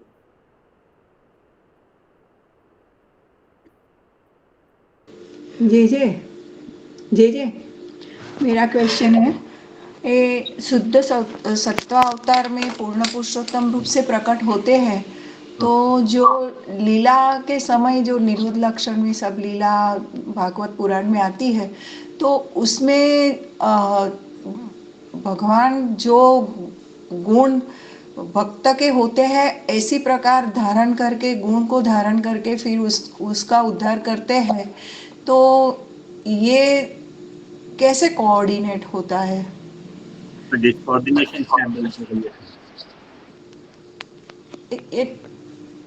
मेरा प्रश्न ये है कि वो रजस तमस गुण भी धारण करके, भक्त के ऐसे गुण धारण करके फिर लीला करते हैं। वो देखो, एक बात समझो, मजेदार बात बता।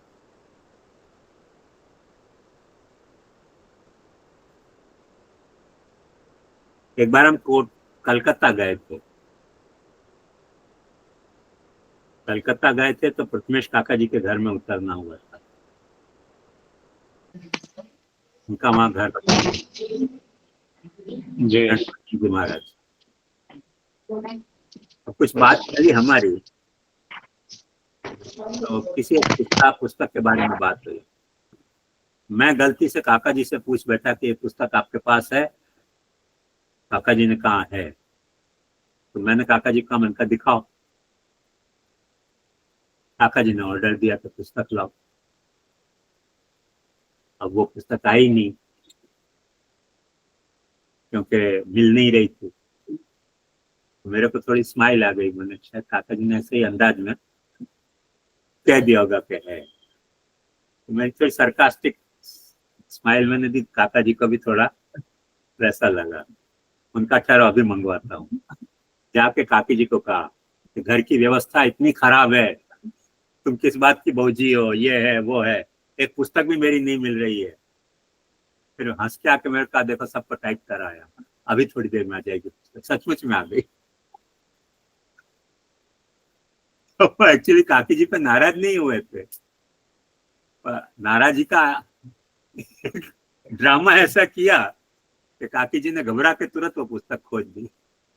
नहीं तो काकी जी भी नौकर को कह रहे थे, अच्छा खोजो, कहीं होगी, यहाँ होगी, वहां होगी, वहां होगी, यहाँ होगी, वो मिल ही नहीं रही थी। हर घड़ी वो कह रहे थे मिल नहीं रही है, मिल नहीं रही। काका जी तो अभी टाइट करता हूँ सब। अब किसको टाइट करना? काकी जी को जाके कहा कि घर की सब व्यवस्था बिगाड़ के उच्छिन्न कर रखी है, किस तरह की बोझी हो तो एक पुस्तक मांगते हैं वो भी नहीं मिलती है। और काकी जी ने सब नौकरों को टाइट किया इधर। थोड़ी देर में पुस्तक आ गई। अभी गुस्सा नहीं थे हो, वहां गुस्सा दिखा क्या, हमको स्माइल दे कहते देखो अभी सब टाइट कर रहा हूं, उसको मिल जाएगी। इसका नाम भक्तों के लिए गुण अपना लेना। वो नहीं था, समझ में आई ना? मस्त राम थे काका जी, गुस्सा नहीं हो रहे थे। नाटक ऐसा किया गुस्सा का, हम लोग भी घबरा गए कि कहीं पति पत्नी आपस में झगड़ नहीं जाए। ऐसा स्क्रू टाइट किया कि काकी जी ने सब नौकरों को लगा दिया कि खोजो अभी कभी, कहाँ गई पुस्तक। सब लोग जुट गए तो मिल गई पुस्तक। ऐसे भगवान जब अवतीर्ण होते हैं ना, तो जिस भक्त को जिस तरह से टैकल करना है उस तरह से टैकल करते हैं। वो गुण भगवान एडॉप्ट करते हैं, वो भगवान के हैं नहीं। आया ख्याल में? जी जी, हाँ जी जी, एकदम काका जी का उदाहरण याद रखोगे ना तो एकदम समझ में आ जाएगी बात। हम लोग तो घबरा के मन का अपन ने क्या झगड़ लफड़ा कर दिया पति पत्नी के बीच में। ऐसे ऐसे डायलॉग बाजी की काकी जी के सामने जाके, कैसे यहाँ कोई जी है आदमी, सब दे एक पुस्तक में नहीं मिलती है। तो किसको कैसे टाइट करना वो आना चाहिए ना। हाँ बोलो। हाँ जी जी जी जी जी, ये समष्टि समझना था, इसे विराट पुरुष के अर्थ में समझ सकते हैं? समष्टि जो है ना, वो ब्रह्मांड विग्रह है और समष्टि का रूप विराट में दिखाया था। विराट समष्टि नहीं है, समष्टि का रूप विराट में भगवान ने दिखाया।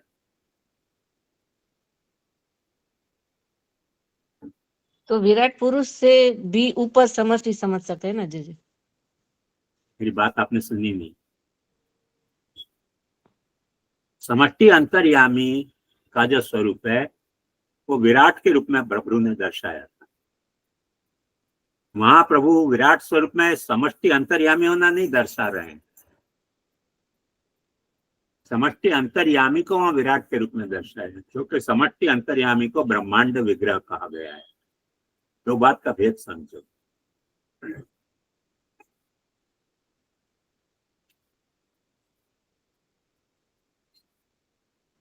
जी जी जी, तो एक और थोड़ा ये समझना था कि जो आपने बताया कि चेतना व्यष्टि चेतना है, तो फिर समष्टि में परमात्मा भी थोड़ा समझ में आ रहा है, तो ये थोड़ा समझ नहीं आ रहा था। परमात्मा क्या समझ आ रहा है ये बताओ ना मेरे को, क्या समझ नहीं आ रहा है? जो आत्मा, हम व्यष्टि को आत्मा के रूप में कहते हैं, तो फिर समष्टि परमात्मा हुआ ना, ये पूछ रही थी। मैंने बताया ना, अंतर्यामी जो है उसके दो रूप है ना, व्यष्टि और समष्टि।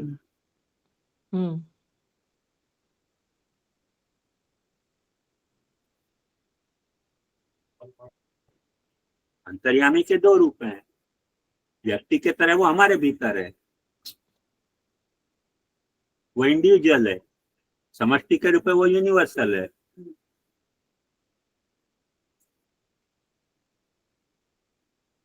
जैसे बंबई के दो रूप हैं, बंबई एक सिटी है और बंबई महाराष्ट्र भी है, तो दो रूप हो गए कि नहीं? उसके लिए दो बंबई नहीं है, बंबई एक ही है, उसके रूप दो हैं। Taken from the universal point of view Bombay Maharashtra है, और taken from particular point of view Bombay एक सिटी है, मेगा सिटी है। इस तरह आया ख्याल में? जी जी जी, आ गया। हर लहर जो है समुद्र की एक व्यष्टि है, और लहरों वाला समुद्र जो है वो उसकी लहरों की समष्टि है। आया ख्याल में? जी जी जी, एकदम से आ गया। हर पेड़ अपने आप में एक व्यष्टि है और हर जंगल जो है वो पेड़ों की समष्टि है।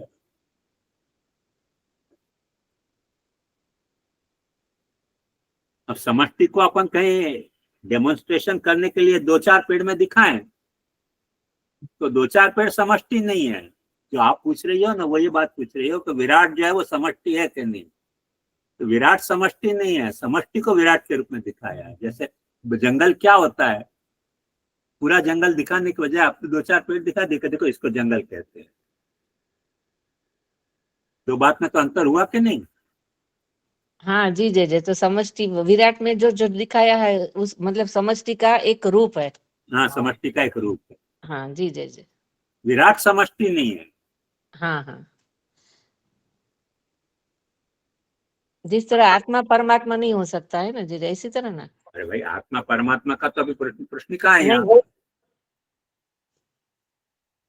आत्मा शब्द भगवदवाची है, परमात्मा शब्द भी भगवदवाची है। अच्छा अच्छा, यहाँ आत्मा परमात्मा का कोई झगड़ा नहीं है अभी। जी जी जी, जीव आत्मा लगा दी। देखो ध्यान से समझो, 5 तरह की आत्मा बताई है। देहात्मा, इंद्रियात्मा, प्राणात्मा, बुद्धियात्मा और जीवात्मा और परमात्मा। कितनी आत्मा बताई है। ये देह भी एक आत्मा है। आत्मा का मतलब क्या, खुद। जिसको अपन खुद कहते हैं ना, पोते। आत्मा का मतलब है खुद। खुद तो अपन कई ढंग से कह सकते हैं ना। अब जब मैं कह रहा हूं कि मैं खुद श्याम मनोहर हूं, तो कौन से अर्थ में कह रहा हूं, आत्मा के अर्थ में कह रहा हूं कि देह के अर्थ में कह रहा हूं। देहात्मा के अर्थ में कह रहा हूं। जब मैं कहता हूं मैंने खुद ने देखा, तो देह के अर्थ में नहीं देखा है मैंने, इंद्रियात्मा के अर्थ में देखा है। जब मैं कहूंगा कि मैं खुद आपसे बोल रहा हूं, तो जीवात्मा के रूप में तो नहीं बोल रहा हूं, क्योंकि जीवात्मा के रूप में बोलूंगा तो आप भाग जाओगे, क्लास ही अटेंड नहीं करोगे। इंद्रियात्मा के रूप में बोल रहा हूं। जीवात्मा के रूप में बोलने लगूं, कोई क्लास अटेंड करेगा ही नहीं मेरी। आत्मा माने खुद।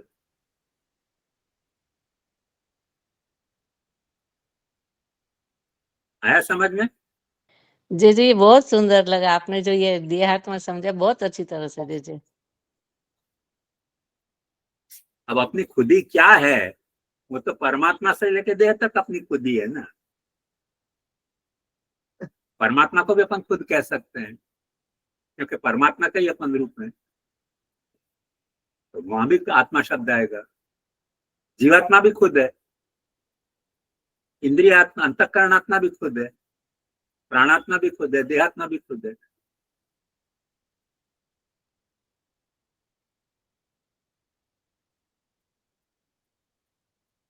आया ख्याल में। बहुत सुंदर जी जी, बहुत सुंदर। हमारे यहाँ गिरगांव में एक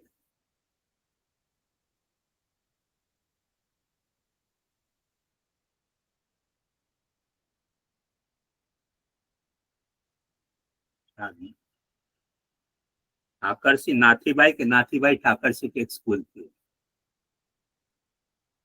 गिरगांव पे। वहां बड़े दिन तक एक पार्टियां लगा हुआ था, मुलींची कन्याशाला।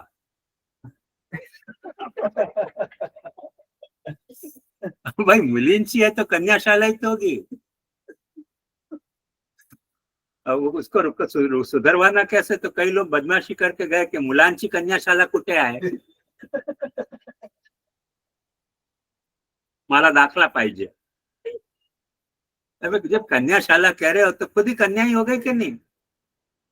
तो मुलींची कन्याशाला लिखा हुआ था।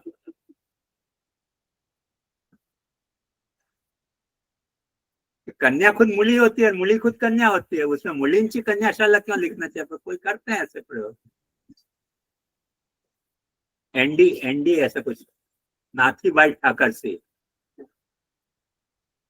गिरगांव रोड पर थी मुलींची कन्याशाला।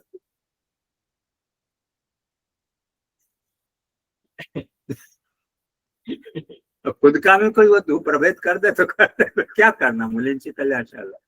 बदमाश लोक फिर गए वहां लड़के को ले लेके के. माझा दाखला पाहिजे मुलांची कन्याशाला.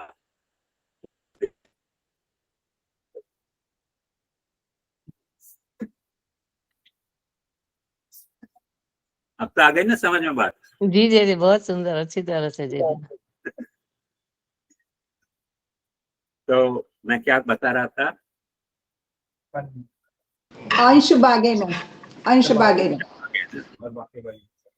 तो यहाँ अंश भागे न जो महाप्रभु जी कह रहे हैं वो अंश रूपेण भागे न नहीं, अंशे न भागे न. इसलिए किया है क्योंकि महाप्रभु जी सिर्फ इस कॉन्टेक्स्ट में नहीं बात कर रहे हैं, ब्रॉड एस्पेक्ट में. क्योंकि गीता में जो कहा गया है, भागवत में भी और जगह कहा गया है, एते चांश कला पुंसा कृष्णस्तु भगवान स्वयं.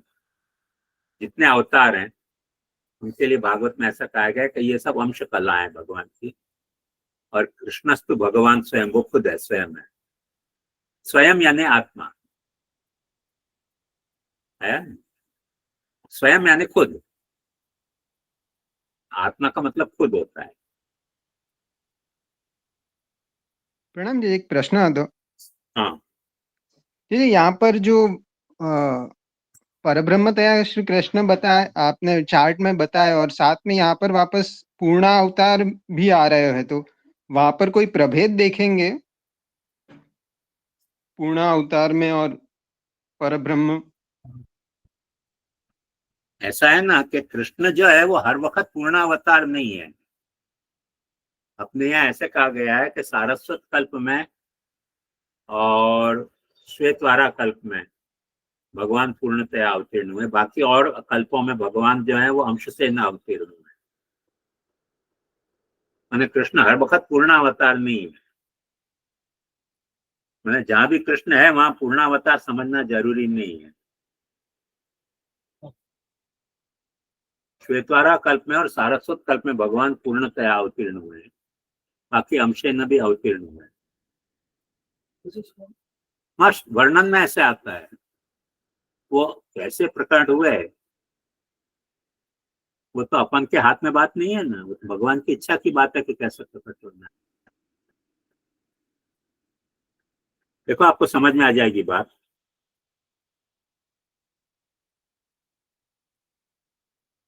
मेरा एक बहुत पर्सनल फ्रेंड था, और क्लासमेट तो नहीं था पर स्कूल कॉलेज मेट था. तो एक बार उनको घर खाली करना था, घर बदलना था, और मैं इंसिडेंटली पहुंच गया. तो उन्होंने अपना, दोनों पति पत्नी ने अपना सारा सामान एक पिटारा में रख दिया. वो इतना हैवी हो गया पटारा कि उनसे उठ नहीं रहा था. दोनों दुबले पतले थे. तब मैं यंग था तो मेरे में अच्छी शक्ति थी. इनका क्या प्रॉब्लम है, इनका पटारा उठ नहीं रहा है. इनका चलो मैं रख देता हूँ.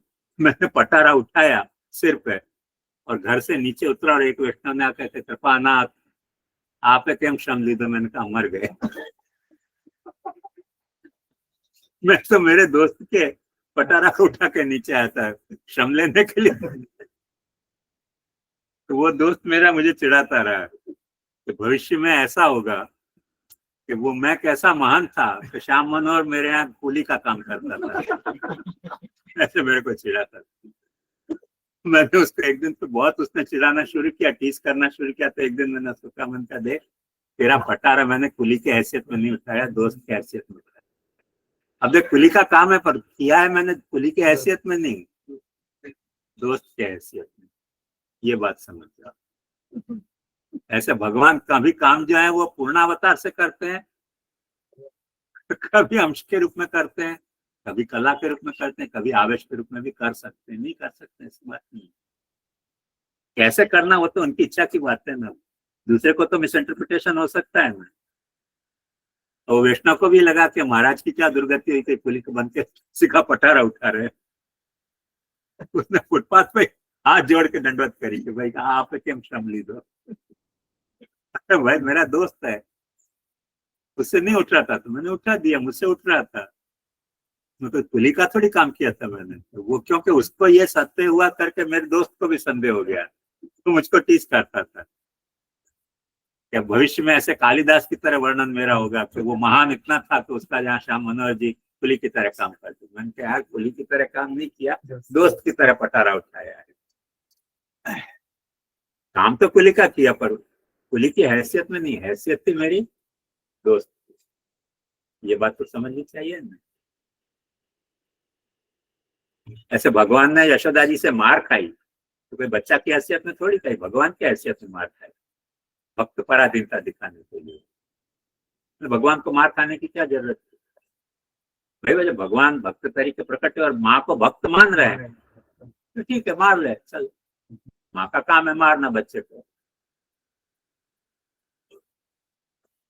और इसीलिए महाप्रभु जी ने यशोदा जी को जाए नंदराय जी का ज्यादा पक्ष लेते हैं।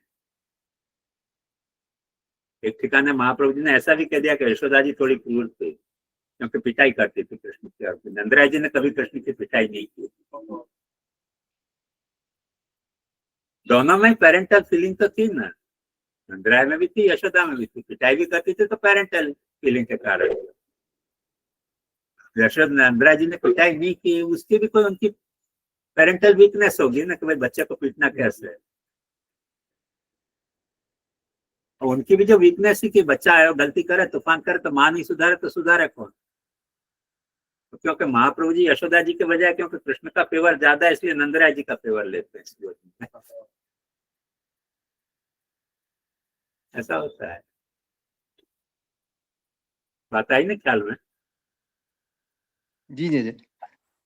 अतः ये पूर्ण अवतार जब होगा तो भगवान श्री कृष्ण को ही होएगा, वैसो प्रभेद तो यहाँ चार्ट से नहीं देखना। मैं जे उस संदर्भ से पूछ रहा था, मतलब पूर्ण अवतार क्या जे मतलब जब भी पूर्ण अवतार है तो वह भगवान श्री कृष्ण परब्रह्म श्री कृष्ण को ही होएगा। जैसे वो मैं खाली स्पष्ट करना चाह रहे थे कि वहां अपन वो जो चार्ट में जो अलग बता रहे तो पूर्ण भगवान यद्यपि अंश कलादया प्रकट हो सकते हैं पर पूर्ण अवतार है वो तो परब्रह्म को ही है। ये समझ स्पष्ट करनी थी। तो थोड़ा समझ और स्पष्ट कर लो आप। महाप्रभु जी कृष्ण की परिभाषा क्या कह रहे हैं वो समझ लो, लिख लो। सैव कदाचित जगदुद्धारार्थम अखंडः पूर्णः प्रादुर्भूतः सन् कृष्ण उच्यते।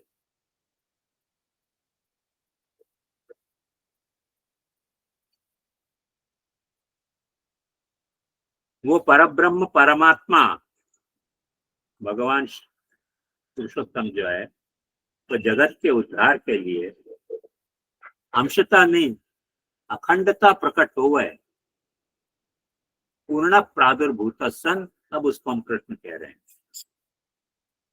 तब उसको कृष्ण कह रहे हैं। कृष्ण हर रूप में ऐसा नहीं है, हम जो कृष्ण कह रहे हैं वो उस अर्थ में कह रहे हैं। मैं एक बात समझो कि आपके घर में ठाकुर जी विराज रहे हैं, वो तो कृष्ण का नहीं कह रहे होगा, ठाकुर जी का नाम लड्डू गोपाल होगा, मदन मोहन जी होगा, गोवर्धन नाथ जी होगा, कृष्ण तो नहीं है। पर पूर्ण अखंड पूर्ण प्रादुर्भूत है कि नहीं? वो अखंड पूर्ण पूर्ण पुरुषोत्तम है तो अपन उनको कृष्ण कह सकते हैं, चाहे नाम आपने कुछ भी धरा हो। कृष्ण तो एक नाम है, कृष्ण कोई कैटेगरी नहीं है। पुरुषोत्तम एक कैटेगरी है, परब्रह्म एक कैटेगरी है। नाम और कैटेगरी में फर्क होता है।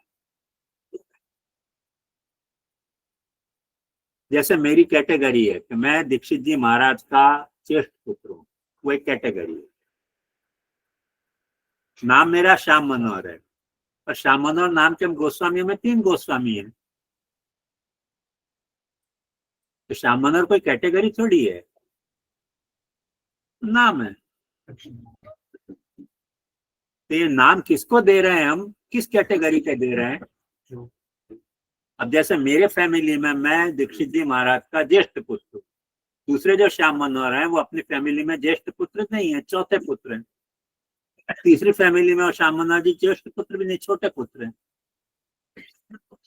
तो ज्येष्ठ पुत्र के नाम हर वक्त श्याम मनोहर होना चाहिए जरूरी नहीं है। तो नाम में और कैटेगरी में अंतर है, बात ध्यान से समझो। हर वक्त जहाँ कृष्ण है वहां पूर्ण है ऐसे सोचना जरूरी नहीं है। महाप्रभु जी कह रहे हैं कि ये नाम मैं कब दे रहा हूं, सैव कदाचित जगद उद्धारार्थम अखंड पूर्ण प्रादुर्भूत सन कृष्ण इत्युच्यते। ये कहाँ कही है महाप्रभु जी ने बात? नमो भगवते तस्मै कृष्णाय अद्भुत कर्मणे रूप नाम विभेदेन जगत क्रीडति योयते। उस कृष्ण को, अद्भुत कर्मा कृष्ण को मैं नमस्कार कर रहा हूँ कि जो रूप नाम के भेद से जगत में क्रीड़ा कर रहा है, जगत के बाहर भी क्रीड़ा कर रहा है और जगत के भीतर भी क्रीड़ा कर रहा है। तो वहां ये प्रश्न है कि कृष्ण तुम किसका नाम बता रहे हो? उसके खुलासा महाप्रभु जी कह रहे हैं कि कृष्ण तो नाम है, वो नाम मैं कब वापर रहा हूँ?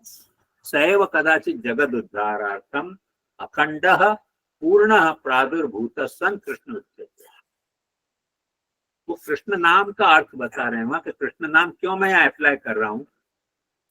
तो तुम कैटेगरी नहीं है कृष्ण से, कृष्ण से एक नाम है। जैसे मदन मोहन जी नाम है, लड्डू गोपाल नाम है, गोवर्धन नाथ जी नाम है, अष्टभुजा जी एक नाम है, द्वारकानाथ जी एक नाम है, मथुरा नाथ जी नाम है। मथुरा नाथ जी कोई कैटेगरी है क्या? द्वारकाधीश कोई कैटेगरी है क्या? कैटेगरी नहीं है। बात आई समझ में? बहुत सुंदर स्पष्ट हुआ जी।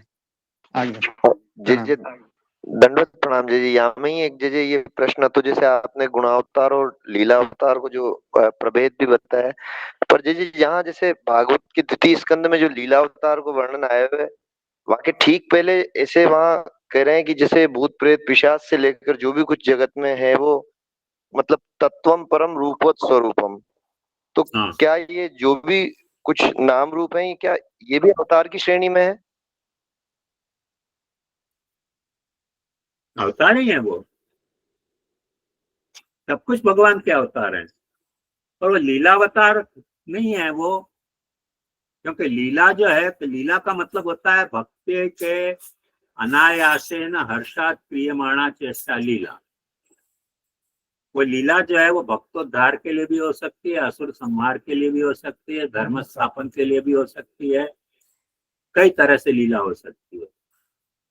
तो वहां एक बात बताइए है कि भागवत जो है वो उन लीला अवतारों को प्रधान मान के चली है जिन लीला अवतारों की लीला के गुणगान से हमारे में भक्ति प्रकट हो।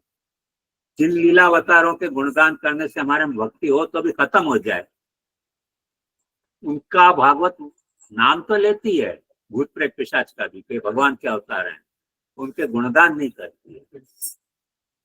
ये अंतर है। आया ख्याल में? जी माने जैसे कहो तत्वम परम रूपवत स्वरूपम, तो स्वरूप तया तो है मतलब, लेकिन वो भक्ति तया वहां स्वरूप में क्या फर्क पड़ता है? अरे भाई देखो, बात ध्यान समझो। हम सोना मुकुट में पहन लेते हैं।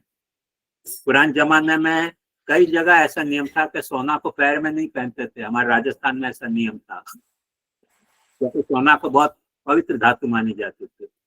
अभी यूएई में और यहाँ सब शहर में सोने का टॉयलेट बना रहे हैं। तो सोना का टॉयलेट बना दिया इसलिए क्या सोना थोड़ी टॉयलेट हुआ है? वो तो एक रूप प्रकट हो गया है। उस सोना का में हिस्सा कौन चाहेगा बताओ कि हमको टॉयलेट तुम्हारा दो वारसे में? मुकुट का तो हिस्सा सब चाहेंगे। गोसाई जी ने एक आर्गुमेंट दी है कि कोई राजा समझो अपना पीकदान थूकने का कि सोने का बना ले, तो अपन जाके मांगेंगे कि हमको पीकदान दो। कोई राजकुमार मांगेगा कि हमको वारस में पीकदान दो? राजमुकुट को कोई पूरा वारस उत्तराधिकार में मांगेगा, पीकदान तो कौन मांगेगा? ऐसे टॉयलेट में कौन अपना हिस्सा मांगेगा? है तो सोना का ही ना। ऐसे भूत प्रेत पिशाच भी है सब सोना के, तो किस यूज के लिए है वो तो यूज पे डिपेंड करता है ना।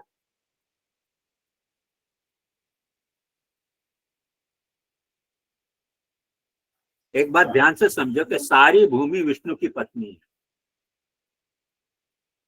माता भूमि पुत्रो हम पृथ्व्या विष्णु पत्नी नमस्तुभ्य।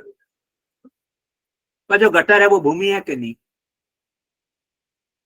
वहां गटर को अपन विष्णु पत्नी कह के नमस्कार करेंगे? बताओ, नमस्कार नहीं करते इसलिए क्या वो विष्णु पत्नी नहीं है?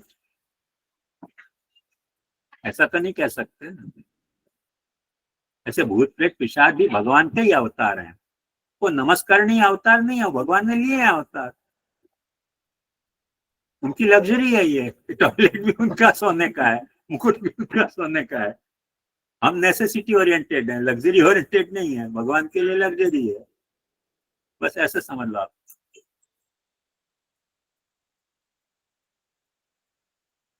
आई ख्याल में? हाँ जी स्पष्ट भयो। तो जी जैसे आपने ये अवतार अगर मान रहे हैं तो फिर इनको कौन सी कैटेगरी के अवतार मानेंगे? मतलब मैं जो चार्ट में जैसे हम यही तो बता रहा हूँ, फिर भी नहीं समझ में आ रही है आपको बात। अवतार तो भगवान के इसलिए है कि भगवान उस तरह से रूप प्रकट धर के प्रकट हुए हैं पृथ्वी पे, तो अवतार है। और वो जिन अवतारों का लीला का चिंतन करने से भक्ति ना प्रकट हो, उनको भागवत में कंपाइल नहीं किया गया है ब्रह्मा जी की स्तुति में।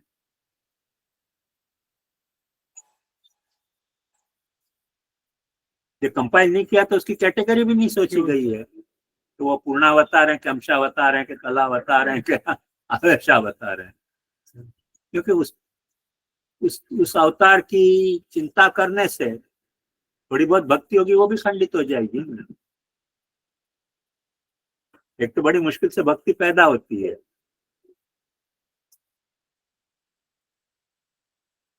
आपको भूमि में विष्णु पत्नी की श्रद्धा पैदा हो और कोई आपको गटर पे ले जाके करो इसकी पूजा, धरो भोग या प्रसाद खाओ, तो आप खाओगे?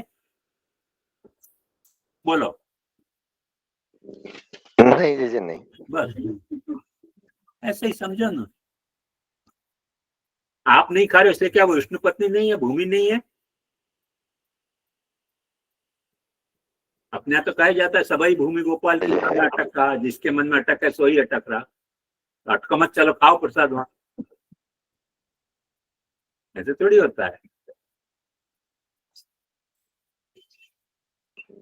हाँ जी स्पष्ट भयो। प्रणाम। यहाँ रखें।